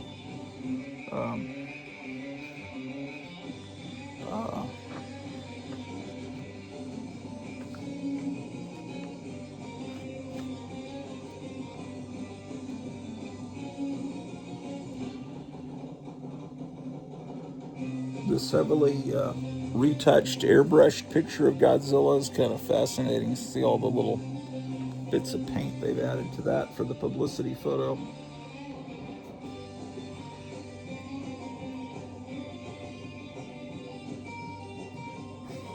Well, there's a Star Trek picture. They just didn't do many, like an article like the monsters of Star Trek, at least not that I'm aware of. Oh, this is where they have an article. They have an article on Barbarella, which is that may be about as much skin as they ever showed in an issue of Famous Monsters. Whereas Castle of Frankenstein was famous, well, not famous, but known for showing a lot more from foreign movies in the pages. But I remember flipping through this when I was from that church rummage paper drive and seeing the Barbarella, which I see they got the shock monster, using him to introduce things. Some horrible things coming your way, Fright fan. Just read this. Terror Scope of Tomorrow. These are upcoming movies they're advertising. Oh, and here it says Star Trek scores again with realistic ape creature makeup. Okay, they gave Star Trek a full page here. Maybe I'm wrong. Maybe they do. Here's another Hammer adaptation of the first Hammer Frankenstein movie, it looks like. Curse of Frankenstein. How about that? KLF Radio. And now we come to song number 8 on our hit parade. KLF 190 Big Cliff.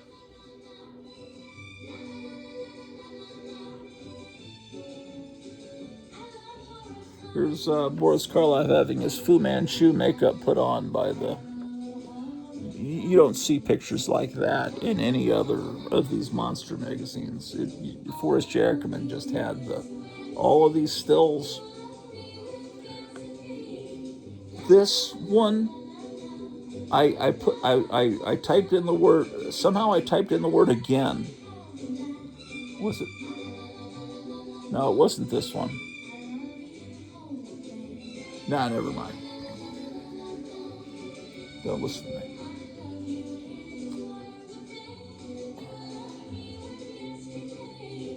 Another interview with Boris Karloff. They printed the Jack Davis Frankenstein drawing here.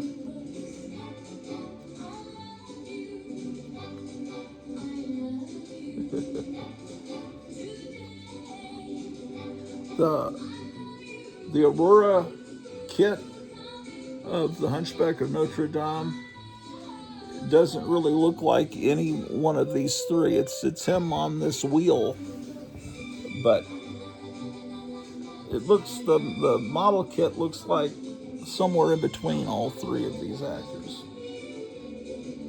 This is Anthony Quinn, and that's Lon Chaney, and then this is James Cagney recreating Lon Chaney's makeup for a movie, The Man of a Thousand Faces, about Lon Chaney. So that's Anthony Quinn. Lon Chaney, of course, did it first, and then this is a recreation by James Cagney of Lon Chaney.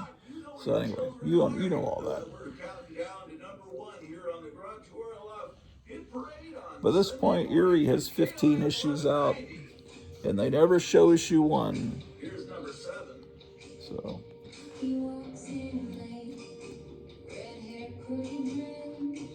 the people that have issue 1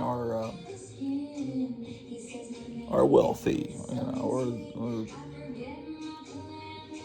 you know, whatever. Nothing wrong with being wealthy.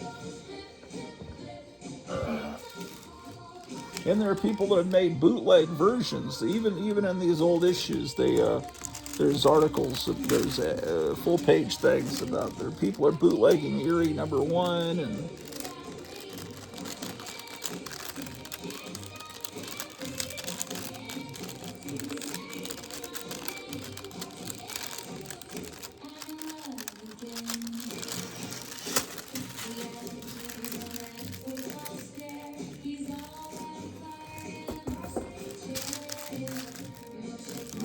Famous Monsters 51.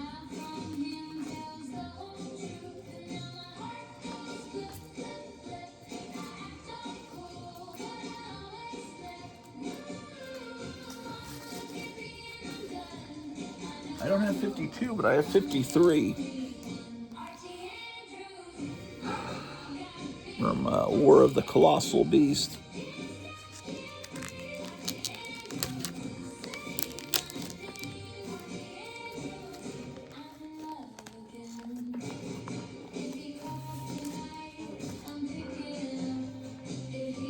This one's in really good shape. This one is probably one of those warehouse copies.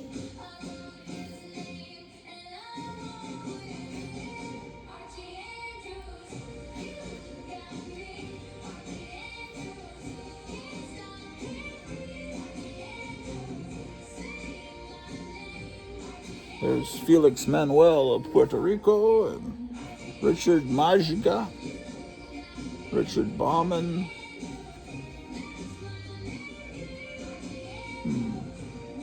Some girl sent in an illustration of Barnabas Collins, Kathy Bushman.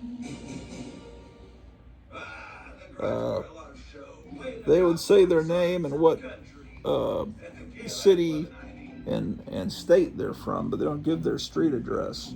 Marvel used to reprint, when they had letters, they would put the address of the kid that wrote the letter in. And that's how Wendy Peeney met Richard Peeney. She wrote a letter to Fantastic Four in the 60s, and then the guy contacted her because he realized, oh, here's a girl that likes Fantastic Four that thinks like I do. And then they wound up getting married and doing that comic book Elf Quest together. It was mainly her doing it. He was just kind of like the guy that helped get it published, but it was all her drawing and writing it, I think. I'm not an expert on ElfQuest.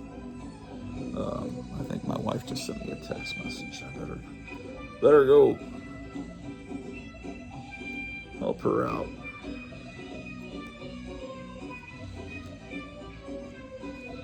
She's going to have surgery. It's going to require her to need a wheelchair, and so we just got an electric wheelchair the other day that is being paid for partially with Medicare. They're paying 80% of it. We've got to pay 20%. So I think we're going to be paying for 13 months. And the first couple of payments are real high, like $150, $160. Then they go down about half of that, but it's just one more bill added on. But it's okay. She's going to need to get around after she's got 2 hernias, and so she'll need that when she has her surgery. But she's got to lose weight before she can do the surgery. So.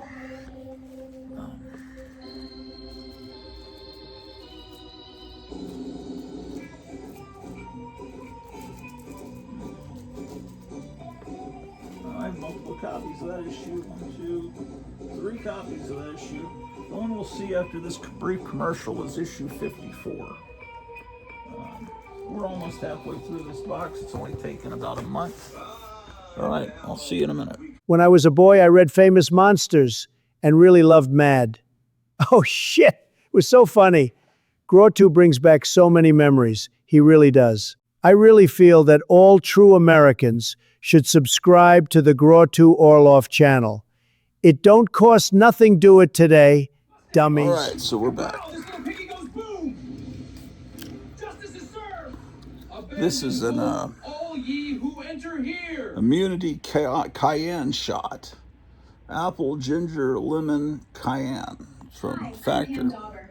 If you like old comic books like I do, you'll love the Grottu Orloff show. Don't be a commie square. Watch his show. It's really cool. Welcome to Frankenstein's. Ready for some fun? Okay. This hot dog is amazing. And this beer is perfect. Let's go inside for more. This is hitting the spot. Whoa, Okay. is that the Batmobile? Give me a beer. It's Kelly the cat. Kelly, what's the matter? You need more food? Probably. Hot dogs, beer, and rock and roll. Yeah, let's dance. This is the life. Hot dogs and beer, perfect. Hot dogs, beer, and rock and roll. Whenever I'm in Indiana, Robin and I eat a shit ton of Frankenstein garbage. Holy glory, Batman, it's the best! You said it, Jim. Okay. For it. To Frankenstein's, atomic batteries, to We're gonna eat 1,000,000 hot dogs, baby. And get drunk. Yeah. Okay. Do it. Let me sit here. Baby. Frankenstein's, you'll find the best food in Indiana. That's right. Come on over here. Everything's fresh and delicious. Our hot dogs are the best. Come on in and try Okay. them. You won't regret it. There is a gyro place, because you don't pronounce it gyro. They're called King Kong Gyros over in Great Krypton. Nebraska, Stay tuned to the wherever. Grottu Orloff channel. I think so. Somewhere around here. Okay. Coming in 1978, Lone Star Comics and Science Fiction is moving to a new location. Okay, so where are we at? If you live in the Dallas-Fort Worth Metroplex, Lone Looked at Star the is your Gorgo home issue, away that from home. one. Wait a second. Come on down to Lone Star Comics in Arlington, Texas. Can your nerves withstand the Boris Karloff Wax Museum? I think this is the one we're looking at next. Encounter terrors that will haunt your dreams. Dare to enter. if What are you dare. trying to get down The at movie chair? you've been waiting Oh, for. this thing? I am Vampirella, a major motion picture Okay. from Hammer Films, coming your way in 1976. It's Famous Monsters of Filmland number 54. We're probably up to 1968, I believe. I think the next issue is the one that has Land of the Giants on the I cover. love pinball. It relaxes me so.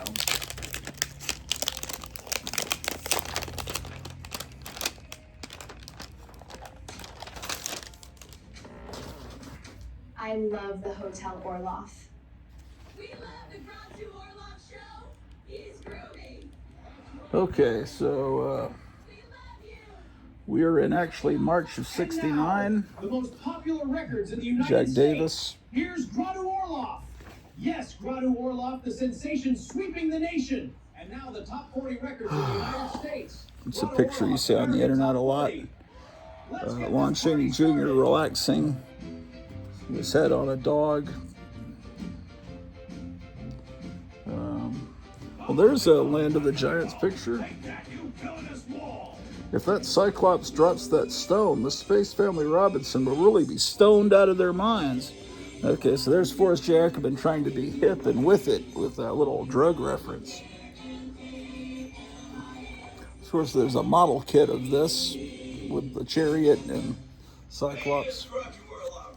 I think at this point, Lost in Space was going off the air, and it was being the next Irwin Allen spectacular was Land of the Giants, and or was Time Tunnel in between Lost in Space and Land of the Giants, something like that. Or was Time Tunnel on concurrently with Lost in Space? I've never used the word concurrently before in my life, but it sounds like a word that would make sense there. Famous Monsters of Filmland Club. Get a certificate, a card, and a badge.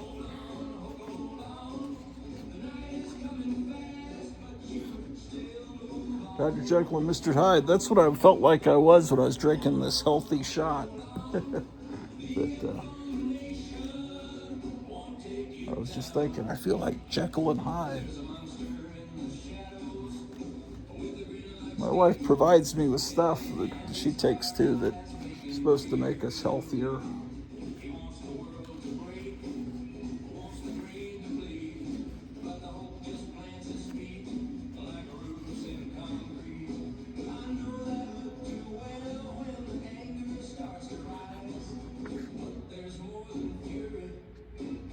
These are fantastic Frankensteins from France.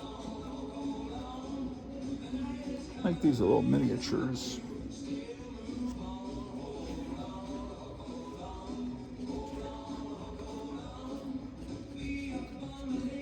Lon Chaney Sr. talks to you.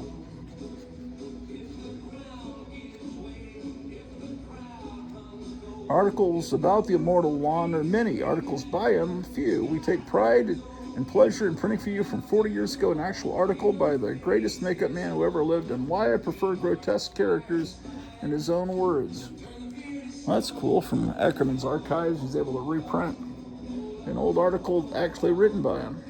And whoever owned this filled out this Creatures Crossword puzzle. Looks like they got all the names in there. Mothra, Zachary.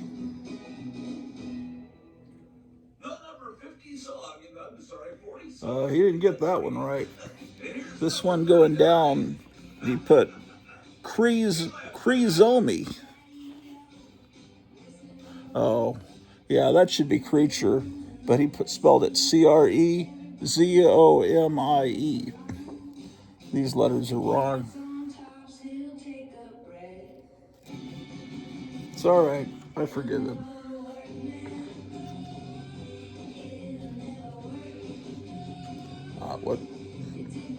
What is this movie?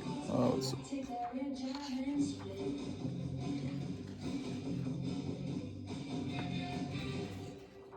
just amazing.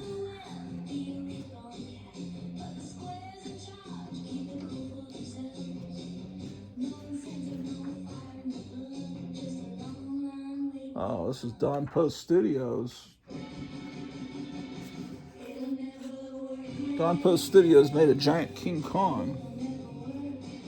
The King Kong clay model that took 3 months to make. It weighs about 2 tons. Why were they making this? Why did they need a giant King Kong in Canada? Look at it there. Let me see, what is this for? Weighed 500 pounds. Oh, it's for Hollywood Wax Museum in Canada. I wonder what happened to that wax museum. I wonder if that King Kong still exists.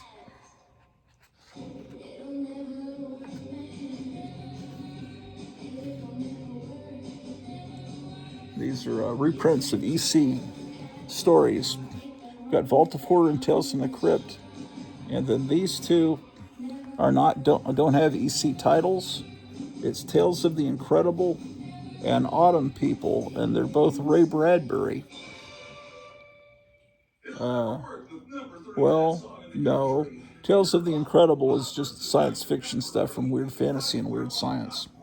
Autumn People has no reference to being EC, but they're Ray Bradbury stories that were printed in those EC science fiction comics. Who but Ray Bradbury could have created them, these ghostly figures drifting back from the world of the dead? Gaines and Feldstein. Sometimes people say Feldstein. I'm not exactly sure. But the two of them printed stories that are basically Ray Bradbury stories without crediting him. And they came up with stories sometimes from their memory, from things they'd read, things they heard on old-time radio shows. But Ray Bradbury picked up a comic book, or someone handed it to him, and he realized, this is my story. And almost, it's definitely not just kind of like my story, it's my story. And they're printing it without my permission. And he could have been angry, but he looked at it, it's like, this is a great adaptation of my story, because he was into comic books and comic art. Like, a lot of those people were going back to before comic books existed, the Sunday Funnies, the Alex Raymond, Flash Gordon, and all that, the Prince Valiant, all that's great stuff. They knew the four-color medium. And Ray Bradbury looks at this comic book and says, this is great. These people understand me. So he could have gotten a lawyer and been, served some kind of letter or something. But instead he wrote this friendly letter and said, I think the payment for my story got lost in the mail, but but it was great. You did a great job. I just didn't get my payment. He says, I'd like to continue working with you. In fact, here's a couple of books that I put out that you could look through and do more of my stories. So he looked at these people. These are my people.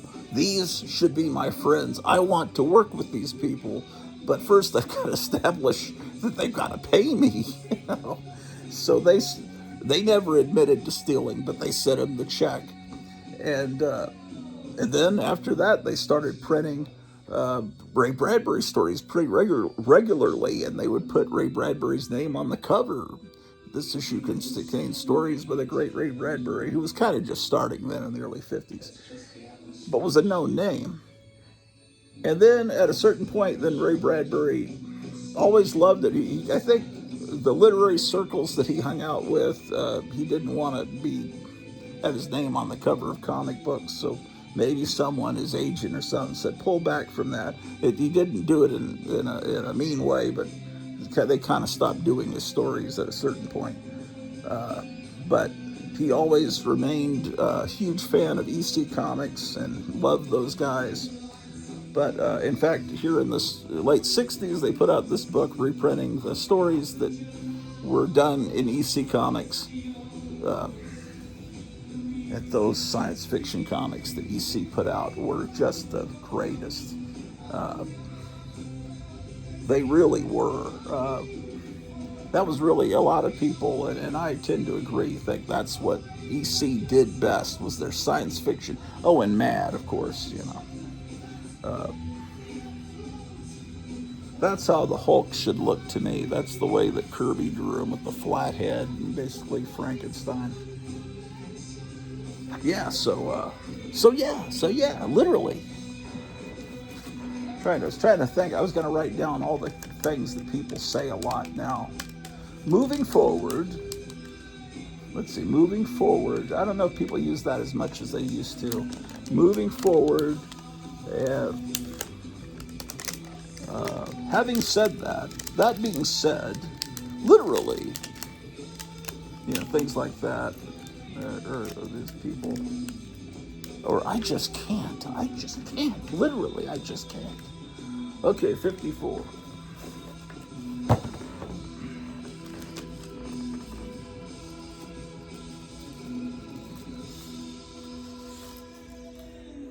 things people say, people that don't read very much and don't have much of a vocabulary just rely on those crutches of,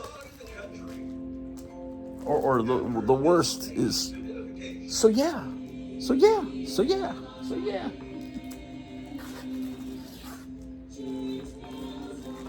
This was the first issue of Famous Monsters I bought at Lone Star Comics when Lone Star Comics opened in the summer of '77. And I thought this was an ancient thing, you know. It's like, wow, I'm getting a Famous Monsters from the 60s. This issue 55. This is the Land of the Giants. And there was a model kit made based on basically this was the model kit that came out from Aurora. They're fighting a snake with a safety pin. Here on the back, now this is the artist that, I mean, it doesn't look that bad here, but Tony Tallarico was an artist. I've always hated his art. I'm sure he was a nice guy and had a wonderful family and everything, but I'm just not a fan of Tony Tallarico's art. From the time I was in 6th grade and my mom bought me a book on how to draw comics by Tony Tallarico, and it's like, I'm in 6th grade, I can draw better than this guy. But he had art in the first issue of Vampirella, and Warren used them there for a while. But basically, you're able to get your pics in your picture, and they would print it on a poster with Tony Tallarico monsters around it. So, and for Dell, the coolest thing Tony Tallarico ever did for Dell Comics, they did a Dracula and a Frankenstein comic, but they did Dracula and Frankenstein as superheroes, and he was the artist for those books. Okay, so we're at May 1969. So I was 4 years old when this came out.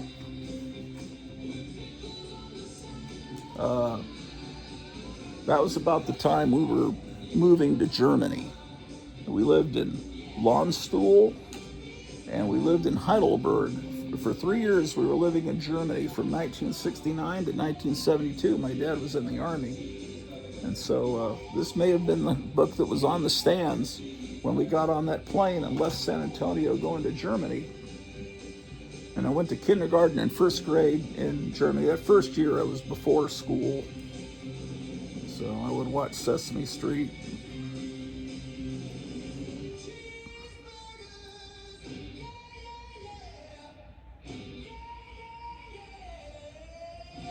Who's reading it now?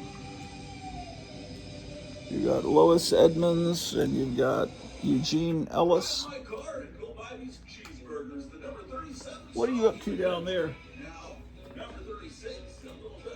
She's playing with a bottle cap, like a little plastic, not a cap, but a little plastic ring from a bottle, plastic bottle.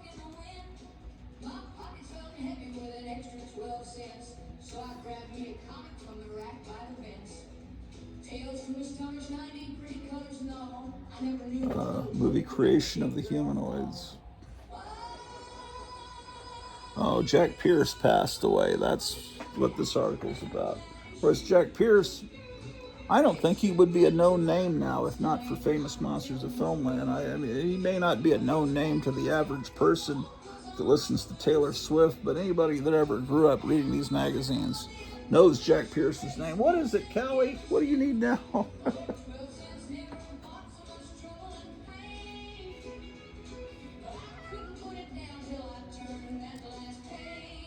Lots of stuff about Hunchback of Notre Dame here. Leave that alone there, little Callie.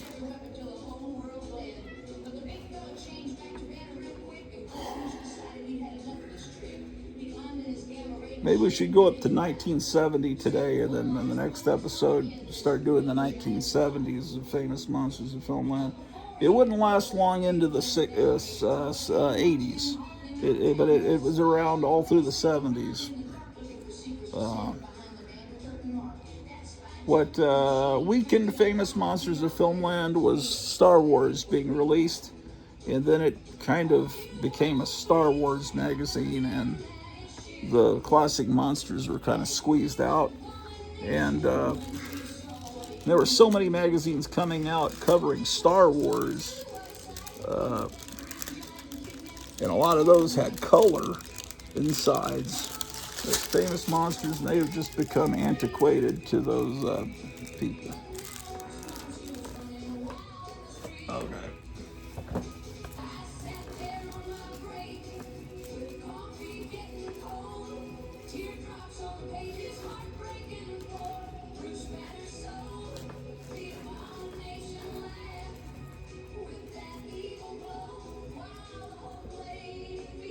I thought I had another copy of this one, but that one I just don't have anymore. Okay, I don't have 56, I have 57. This is one of the great. I have this movie poster for the green slime with this art. It's just one of the. I don't know how anyone could have not seen this movie with that art. Fantastic. I don't know why I don't have that poster framed. Oh, Howard Rogofsky is advertising on the back cover here. Comic books for sale from 1934 to 1969, 50,000 comic books. Playboy, 1953 to 1969. Complete runs of DC, Marvel, Gold Key, many other publishers. He would advertise in the comics. He wouldn't mention Playboy in the comics. But Howard Rogofsky was interviewed in the Comics Journal in the 80s, or I think, and they kidded him because Howard Rogofsky was famous for saying that tape on a comic book was not considered damage, and he didn't let it take down its value. Big Little Books, 1934 to 47. Nobody collects those anymore, but they used to. Sunday newspaper comic pages, Flash Gordon, Tarzan, Buck Rogers, etc., 1933 to 1963. Horror and science fiction mags, Pulp, Stock, Savage, Shadow, etc., 1934 to 1948. I don't think people collect those like they used to either. For a while, about a year or two ago, people were getting excited about pulps because CGC was going to start slabbing pulps, and people thought, I need to start buying pulps. That'll be exciting because most of the collectors today don't like to read comics. They just buy them to encase them in plastic and use them as trophies.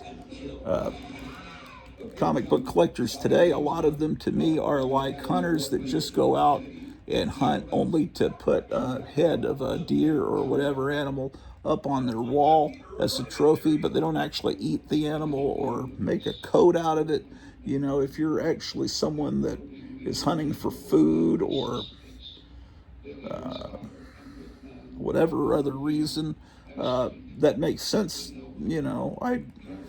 But people that just do it as a sport, as a trophy, and that's what, to me, comic collecting has become. I'm not a big fan of slabbing, but I've told you that. Movie serial books, Buck Rogers, Dick Tracy, etc. Hardcover books, back issues of famous monsters, Screen Thrills, Wildest Westerns, Spacemen, ECs, etc. Mad Magazine number 1 through 127. 8x10 serial albums, Flash Gordon, Buck, Spy Smasher, Dracula, etc.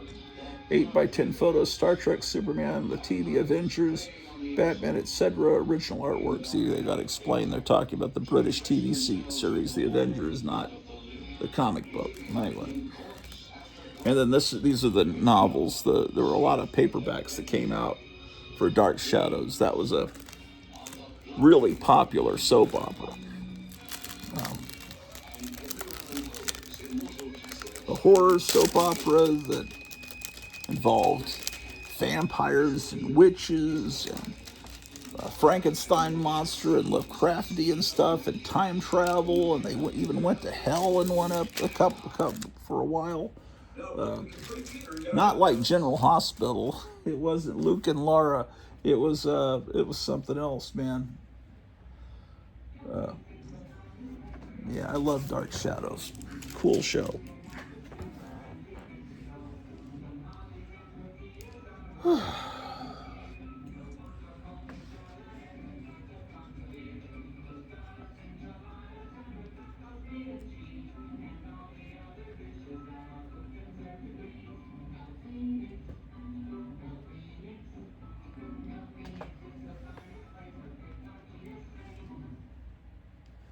Oh, another comic strip.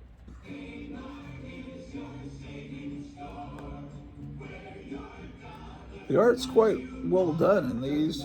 It incorporates looks like a silent movie theater, and he's playing the organ in front of the Scream Test. This is the art is by Angelo Torres, script by John Benson and Bob Stewart.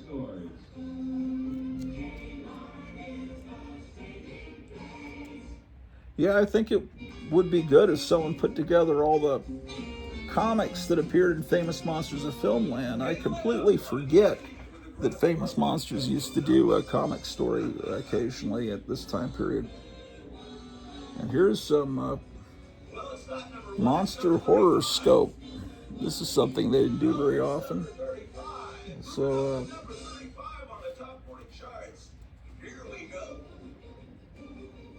who is doing this art? Pretty wild art.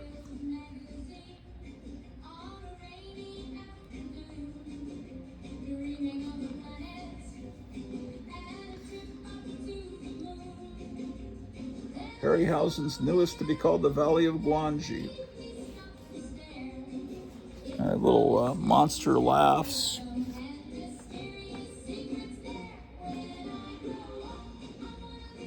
Ask Greg Bazaz. Could you please provide me with the complete address of the Count Dracula Society? I would like to write for information on being a member. It's in Los Angeles.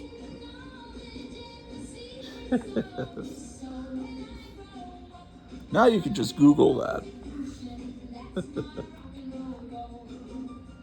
Gone are the days you had to write to Famous Monsters of Filmland on how to join the Count Dracula Society.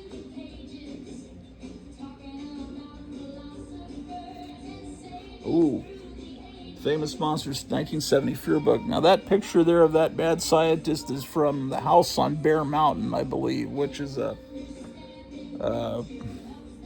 that's a dirty movie. That's not a family-friendly monster movie. It's a lot of nudity in that. But it's Frankenstein dancing with, it's all right. You don't need to know about that movie. Let's see. Oh my gosh.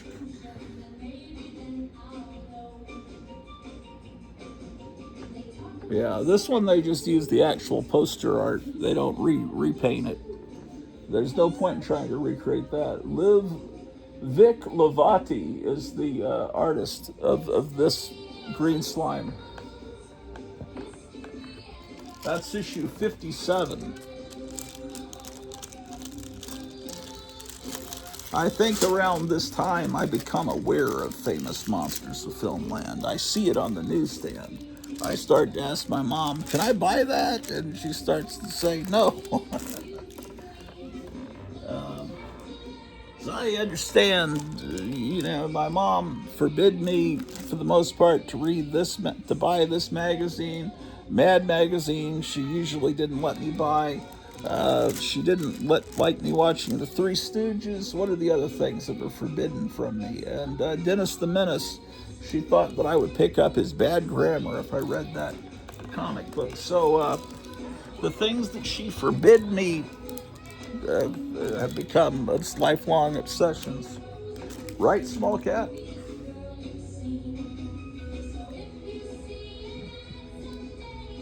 Everyone I talk to, I have all this weeds and grass that come through the cracks in the driveway. It's like, how do I kill that? Everyone says Roundup, and I said, well, isn't that dangerous? I hear all this stuff, but how dangerous that is. And they say, oh, that's just propaganda. People trying to, but they all say use Roundup, and it's like, man. Well, today the neighbor, that I'd asked brought over a big jug of Roundup mixed with water and with a little sprayer, and I thought, man, hold on a second.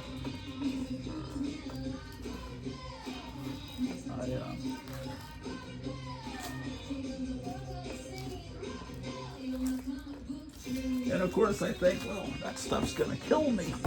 Just offering it to me to spray my weeds.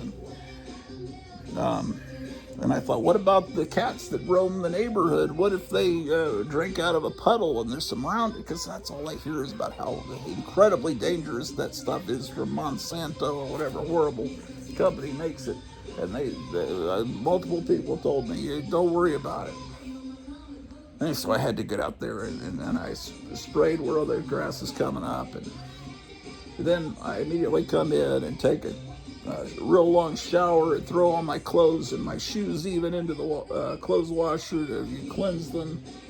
And hope that I wasn't poisoned. It just makes me nervous. But that's something I did right before I started today's show. It actually delayed me a little bit. It's all right.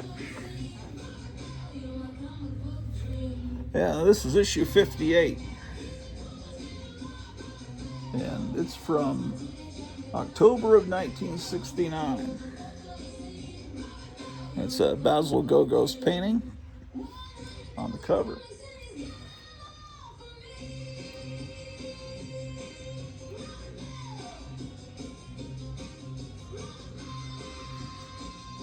Land of the Giants paperback is, how long did Land of the Giants go on? Did that go 2 seasons or only 1?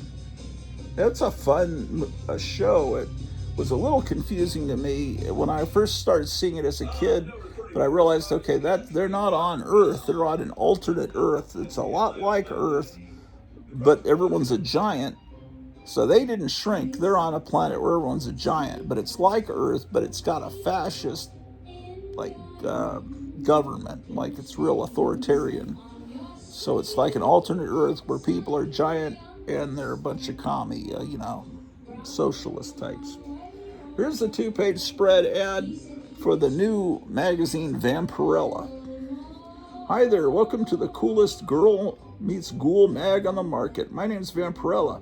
I'm the newest thing in comic magazines, and if you take me with you, you can call me Vampy. That's if I don't call you first. I put out the call to all the creepiest, eeriest artists in the country, and you know what country, Transylvania. And it'll be a bloody pity if anyone in the whole wide world doesn't get the word about this way out mag of fantastic females.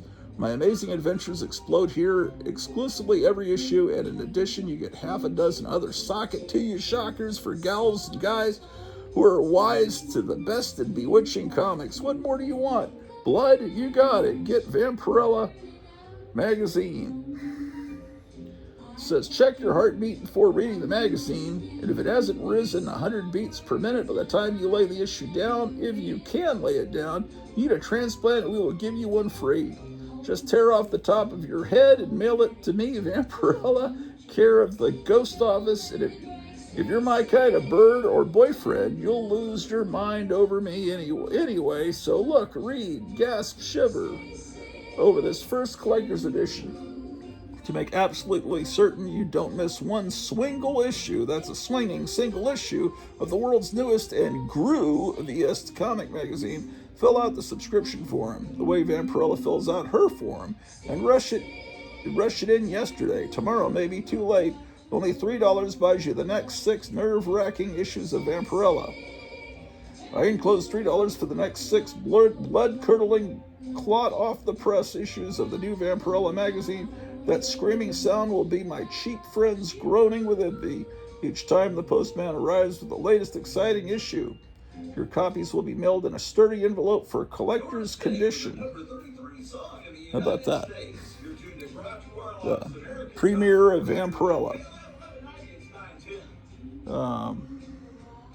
That's, of course, the painting that's on the cover of the first issue, and that's a Frank Frazetta illustration as well. How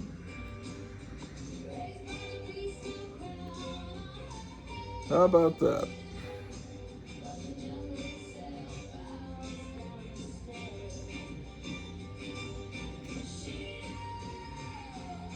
There's a Star Trek Enterprise, all these model kits. What? Oh. Okay, these are model kits. But I was thinking they didn't make a model kit of Dr. Evil, Captain Action. I think this is just, they're selling the doll. It says a fully jointed fiend from outer space. Okay, so you can They've got a, if you order that, it's not going to be a model kit you build, but everything else on this page is a model kit. Yellow Submarine. I guess I didn't know there was a model kit of the Yellow Submarine. I have the Corgi little metal die-cast Yellow Submarine. When you roll it along, the little periscopes move around, and then you can have the press buttons, and the Beatles will pop up out of the hatches. I have that upstairs somewhere around here.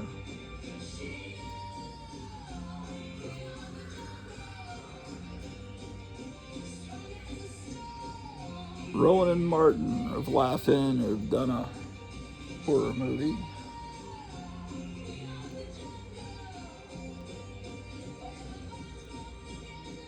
Okay, another comic story. This is the Boris Karloff Mummy. Who is this artist? The art's good.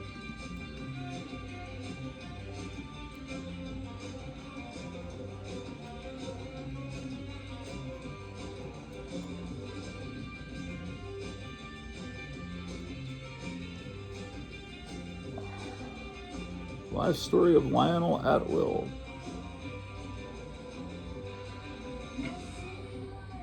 That issue is one I've been wanting to get for years. The contest winners, when they customize the Aurora model kits.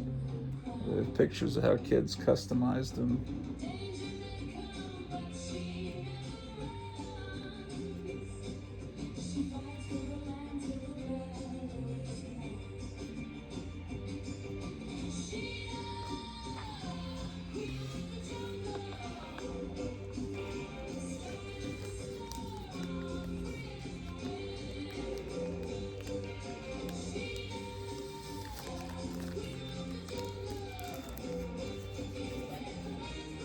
Number 58. I've got several boxes of Famous Monsters, so this may take a long time.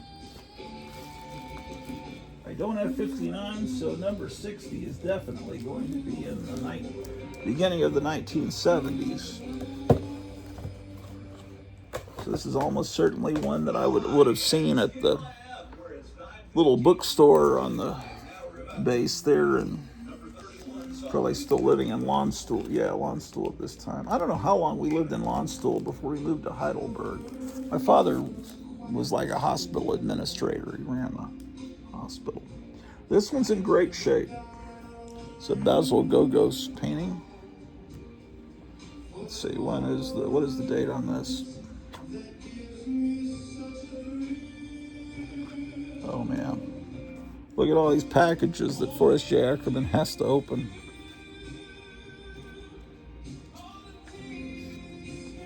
Well, no, we're still in 1969, December of 69.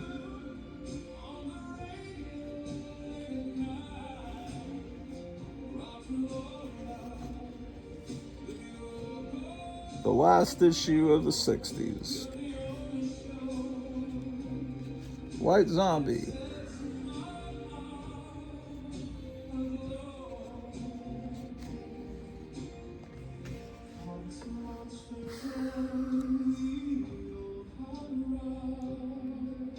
White Zombie, the band started, named after that movie.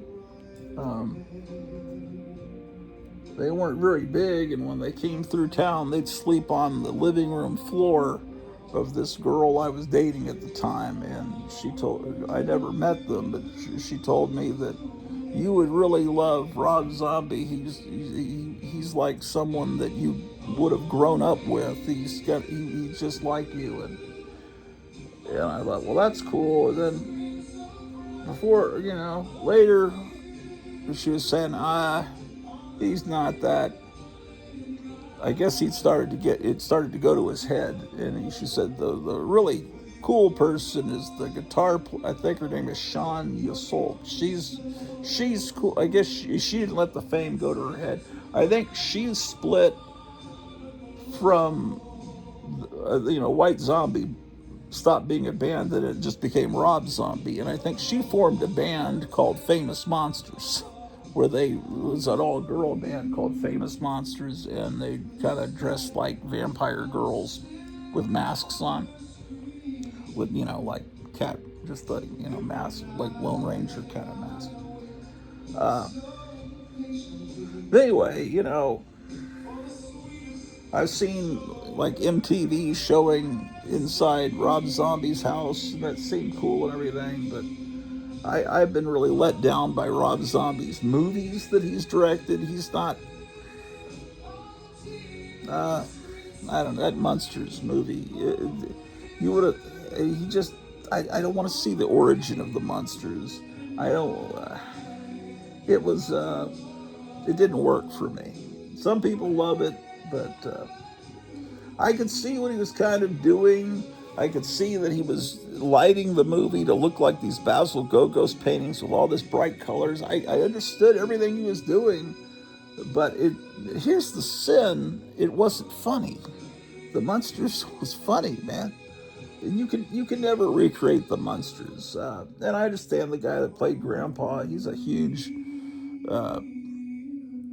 Everyone says he's the nicest guy in the world, and he did an okay job playing Grandpa. I just don't know why they had to put a mustache on him, but he's like a major monster memorabilia collector. He's one of us, and he was in that movie, and I don't want to knock it, but it wasn't. It's just not good. And his other movie, Rob Zombie's other movies, it's just like, sometimes people are good, but they just don't know how to make a movie. Here's FM fan David Wood. Look at this guy. This guy's been a Monster Club member since 1964. That would have been so cool to have your name or your photograph in Famous Monsters of Filmland. Oh, here's another. That may be drawn by Tony Tallarico, though. I don't know. Looks a little Tony Tallarico-like. Maybe a little better than his normal stuff. No, it's art by Jerry Grandinetti. Script by Archie Goodwin. That's why I was saying it looks a little okay. It doesn't look as bad as Tony, because it's not Tony Tallarico. I wonder when they stop doing the comic strips. Why don't we just keep going until the comic strips stop? Because I don't know when to stop on this. This might be a 6-hour episode. Man. These are all people that would have been my friend if I had gone to their school, wherever they live. Pasadena, California, Mansfield, South Dakota, Prattville, Alabama, San Francisco, Tucson, Arizona, Torrance, California, Arlington, Vermont, Fayetteville, West Virginia.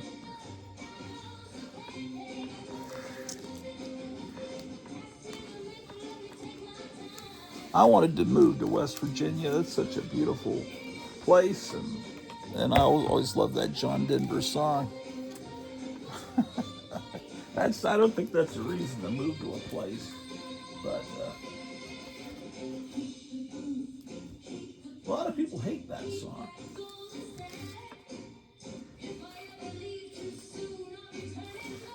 There's songs that are so evocative of the time that they came out.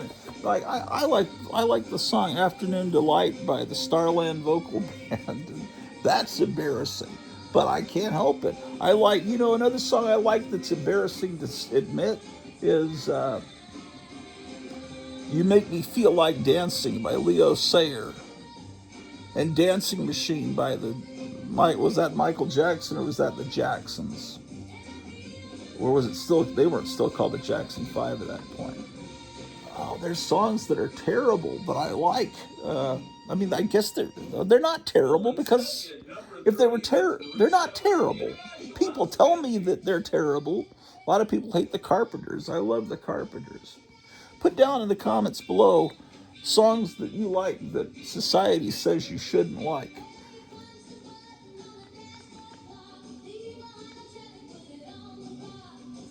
Posters, wonderful posters.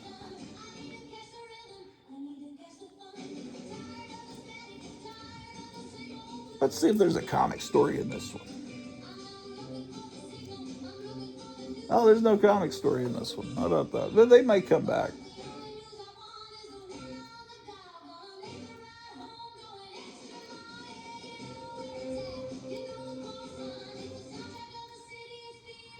Still an ad for the first Vampirella.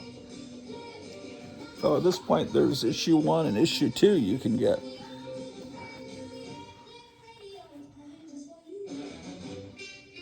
You get... Oh, the first issue would set you back $1. Issue 2 is 75 cents, and you get it issue 3 in advance for 75 cents. They're a little bit more than that now.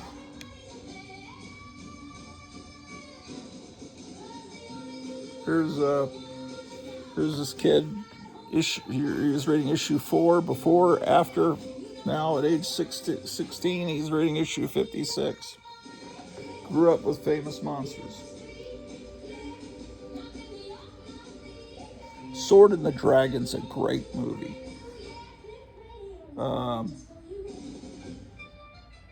That's a storm demon. Sword and the Dragon, when I watched that, I thought, this really feels like the Jack Kirby, Stan Lee, Thor movies. It's based on Russian mythology. It's a Russian movie they dubbed in English. The standard and the censored version of Frankenstein. The rare scene below shows the monster throwing little girl in the water and the mistaken notion that she will, like the daisies, float. Yeah, they cut that part out after the... And then here's a drawing of what the censored... Well, they cut it out before the movie was released. And there's no copy of this scene left. When the sailors are thrown off the log by King Kong, they wind up at the bottom of this pit, and all these weird crab-like insects and creatures devour them. And they thought it threw off the pacing to suddenly stop and show all these guys getting eaten and then go back to the chase. So they cut that part out, and the film doesn't exist anymore. Very few people have everyone that saw that is no longer alive. That when it was, they shot at a screening of it. So when what's his face made the new King Kong, Guillermo del Toro, I think it was. He had people, his special effects team, using stop motion animation, recreate what that scene probably looked like using the technology of Willis O'Brien in the 30s, and it's on the DVD or Blu-ray of that King Kong movie that was released. This is the thing as it's described in the John Campbell original story.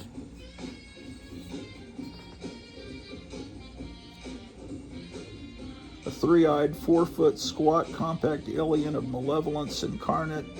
Strange skull perched atop scrawny neck, writhing blue worm forms framing its ferocious face and matting its head where hair should normally be. 4 serpentine tentacles in place of arms. Huh.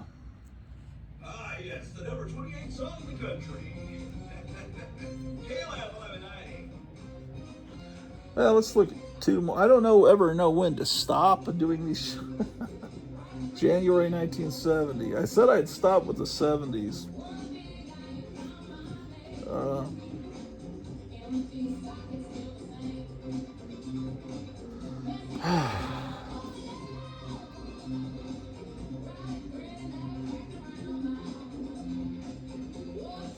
about that?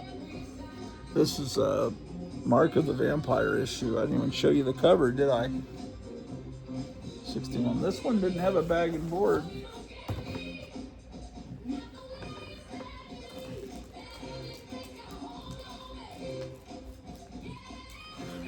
I've got another copy that does have a bag and board.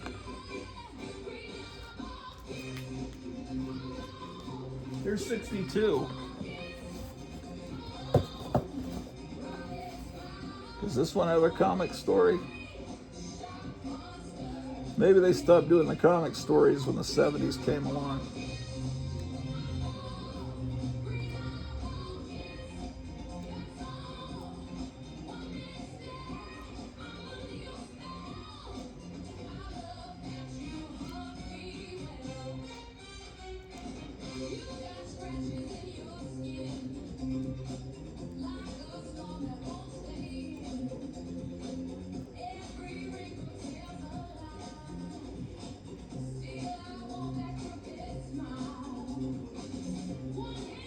Yeah, see, you never see this still. That's something you've got to read Famous Monsters. That's the great thing, besides the production design of this magazine, is the obscure stills that Forrest Ackerman had in his files. Now see, this text is much smaller. That indicates this is a reprint from an earlier time period. Look at all that text. Looks like it looks like they've reprinted the whole story of.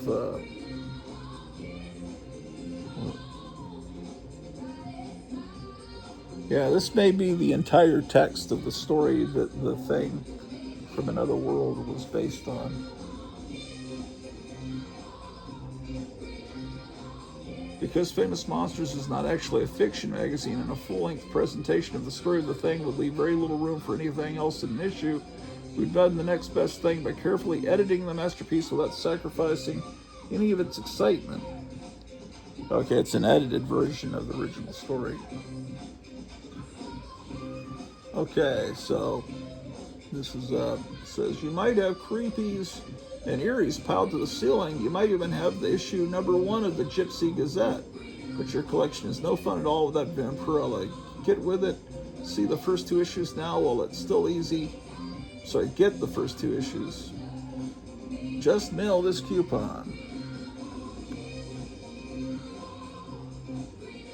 Huh.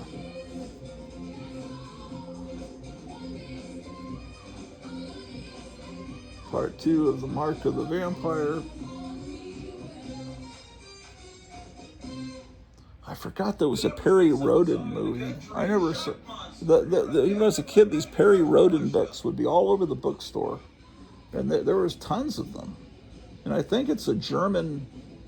They had to translate them into English from German. It's a long series of science fiction stories, and apparently they made a Perry Rhodan movie, but I don't know much about it. No one talks about Perry Rhodan anymore. I completely forgot about it. But just like there were tons of Doc Savage books back then, there were tons of Perry Rhodan. Every newsstand I went to had Perry Rhodan books. So they must have been selling.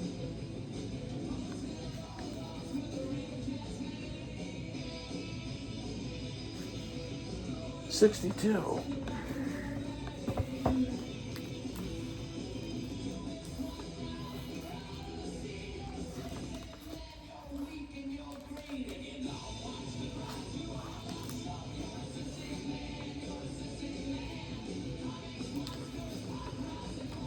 The Fiendish Hands of Orloff, '63.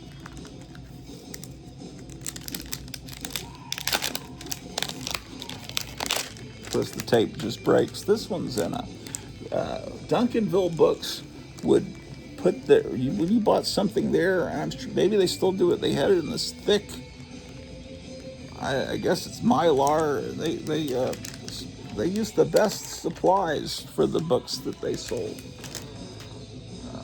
And they would also rate the magazine. They put a 9.0 there on it. So this is a really good copy. Yeah, it really is. This is probably one of those ones right from James Warren's warehouse.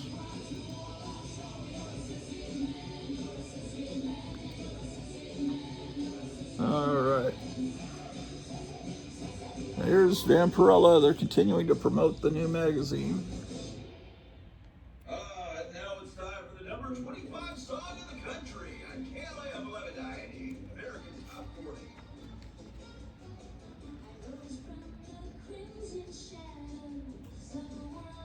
So all the back issues of Famous Monsters you can get. Then let's see, what is this here?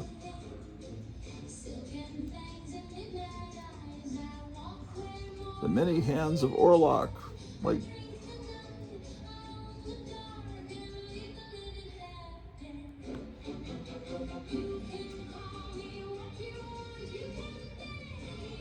the Weird and Wonderful Pictures of Edgar Allan Poe.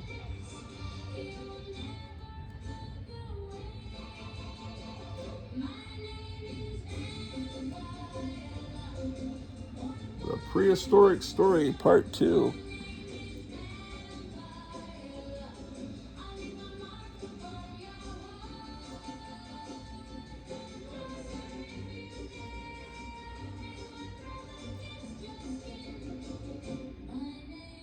Horror Hotel. Spirits of the Dead. Mad Doctor of Blood Island.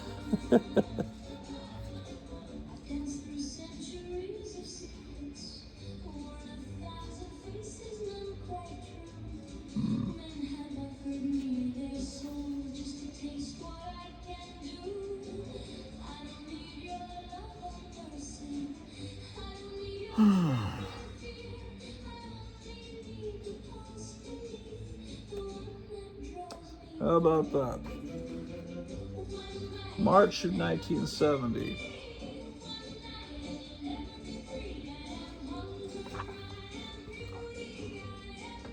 That's a Basil Gogos painting.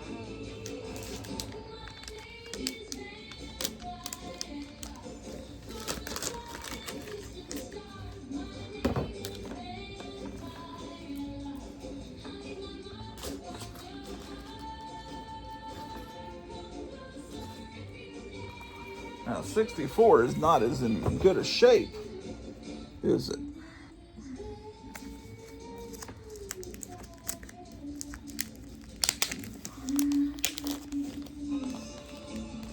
Maybe they put the ones that were in better shape into the nice bags. This one is also from Duncanville Books. I know by the little color, little blue dot means a certain price. Now here they've got that Vampirella ad on the back. They're really pushing the new magazine, hoping that it succeeds. And of course it did succeed. And it's still being published in by a different company today, but it really bears no resemblance to the original magazine. It's really terrible. They have her with elf ears, and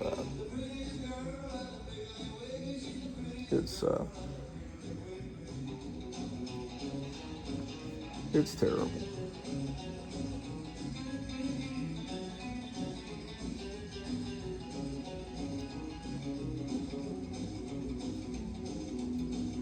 My goodness.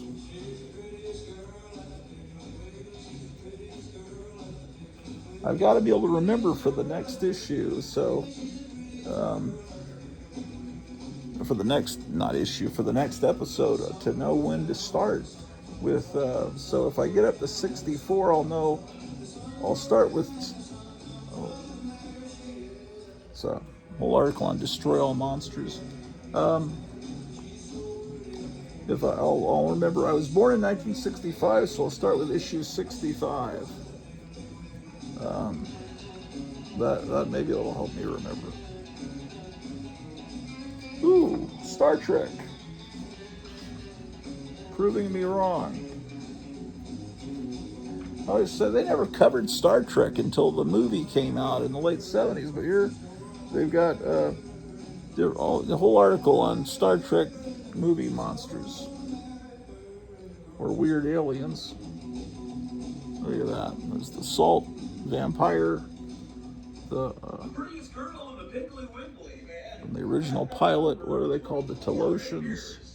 23 on our American Top Yeah. on the Grottu Orloff. Wow. Look at the. I'm completely wrong. Look at that. Star Trek. Trick or treat among the stars.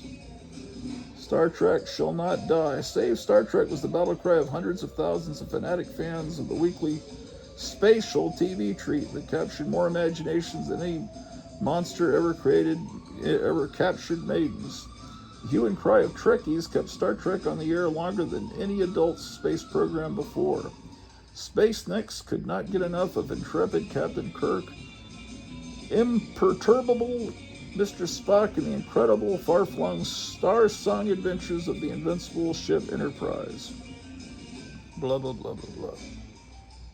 Do you remember the segment scripted by Robert Bloch in collaboration with Dorothy Fontana? It was called Catspaw.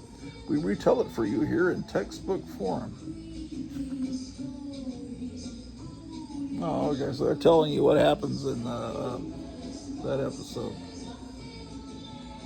Okay.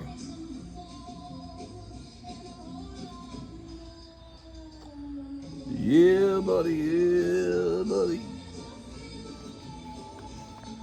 Number 64. Rats. Okay, so number 64 does cover Star Trek, I think right after it got canceled, because this is, well, it was already canceled. We're in 1970 now.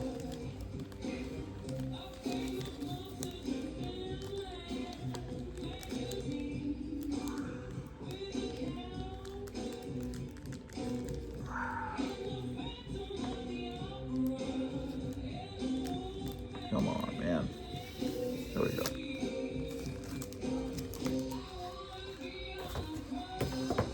Okay, that's 64. Do I even have issue 65? Let's see. Yeah, 65. Here it is. This is the one we'll look at next time with Boris Karloff as Fu Manchu.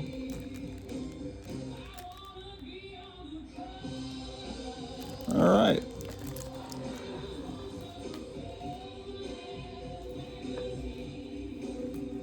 And we'll go through the 1970s. And the next time we do this.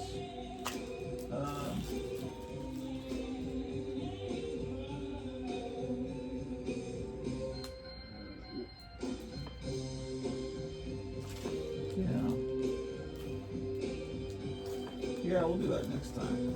This episode's probably getting too long. And I want to hang out with the dog and watch TV. So, I'll see you guys real soon. Here on the Grottu Orloff. Tonight's episode is brought to you by Fang, the breakfast drink for vampires. Packed with the flavors vampires crave, like Type A and Type O. So drink it by the pint. Get your Fang today.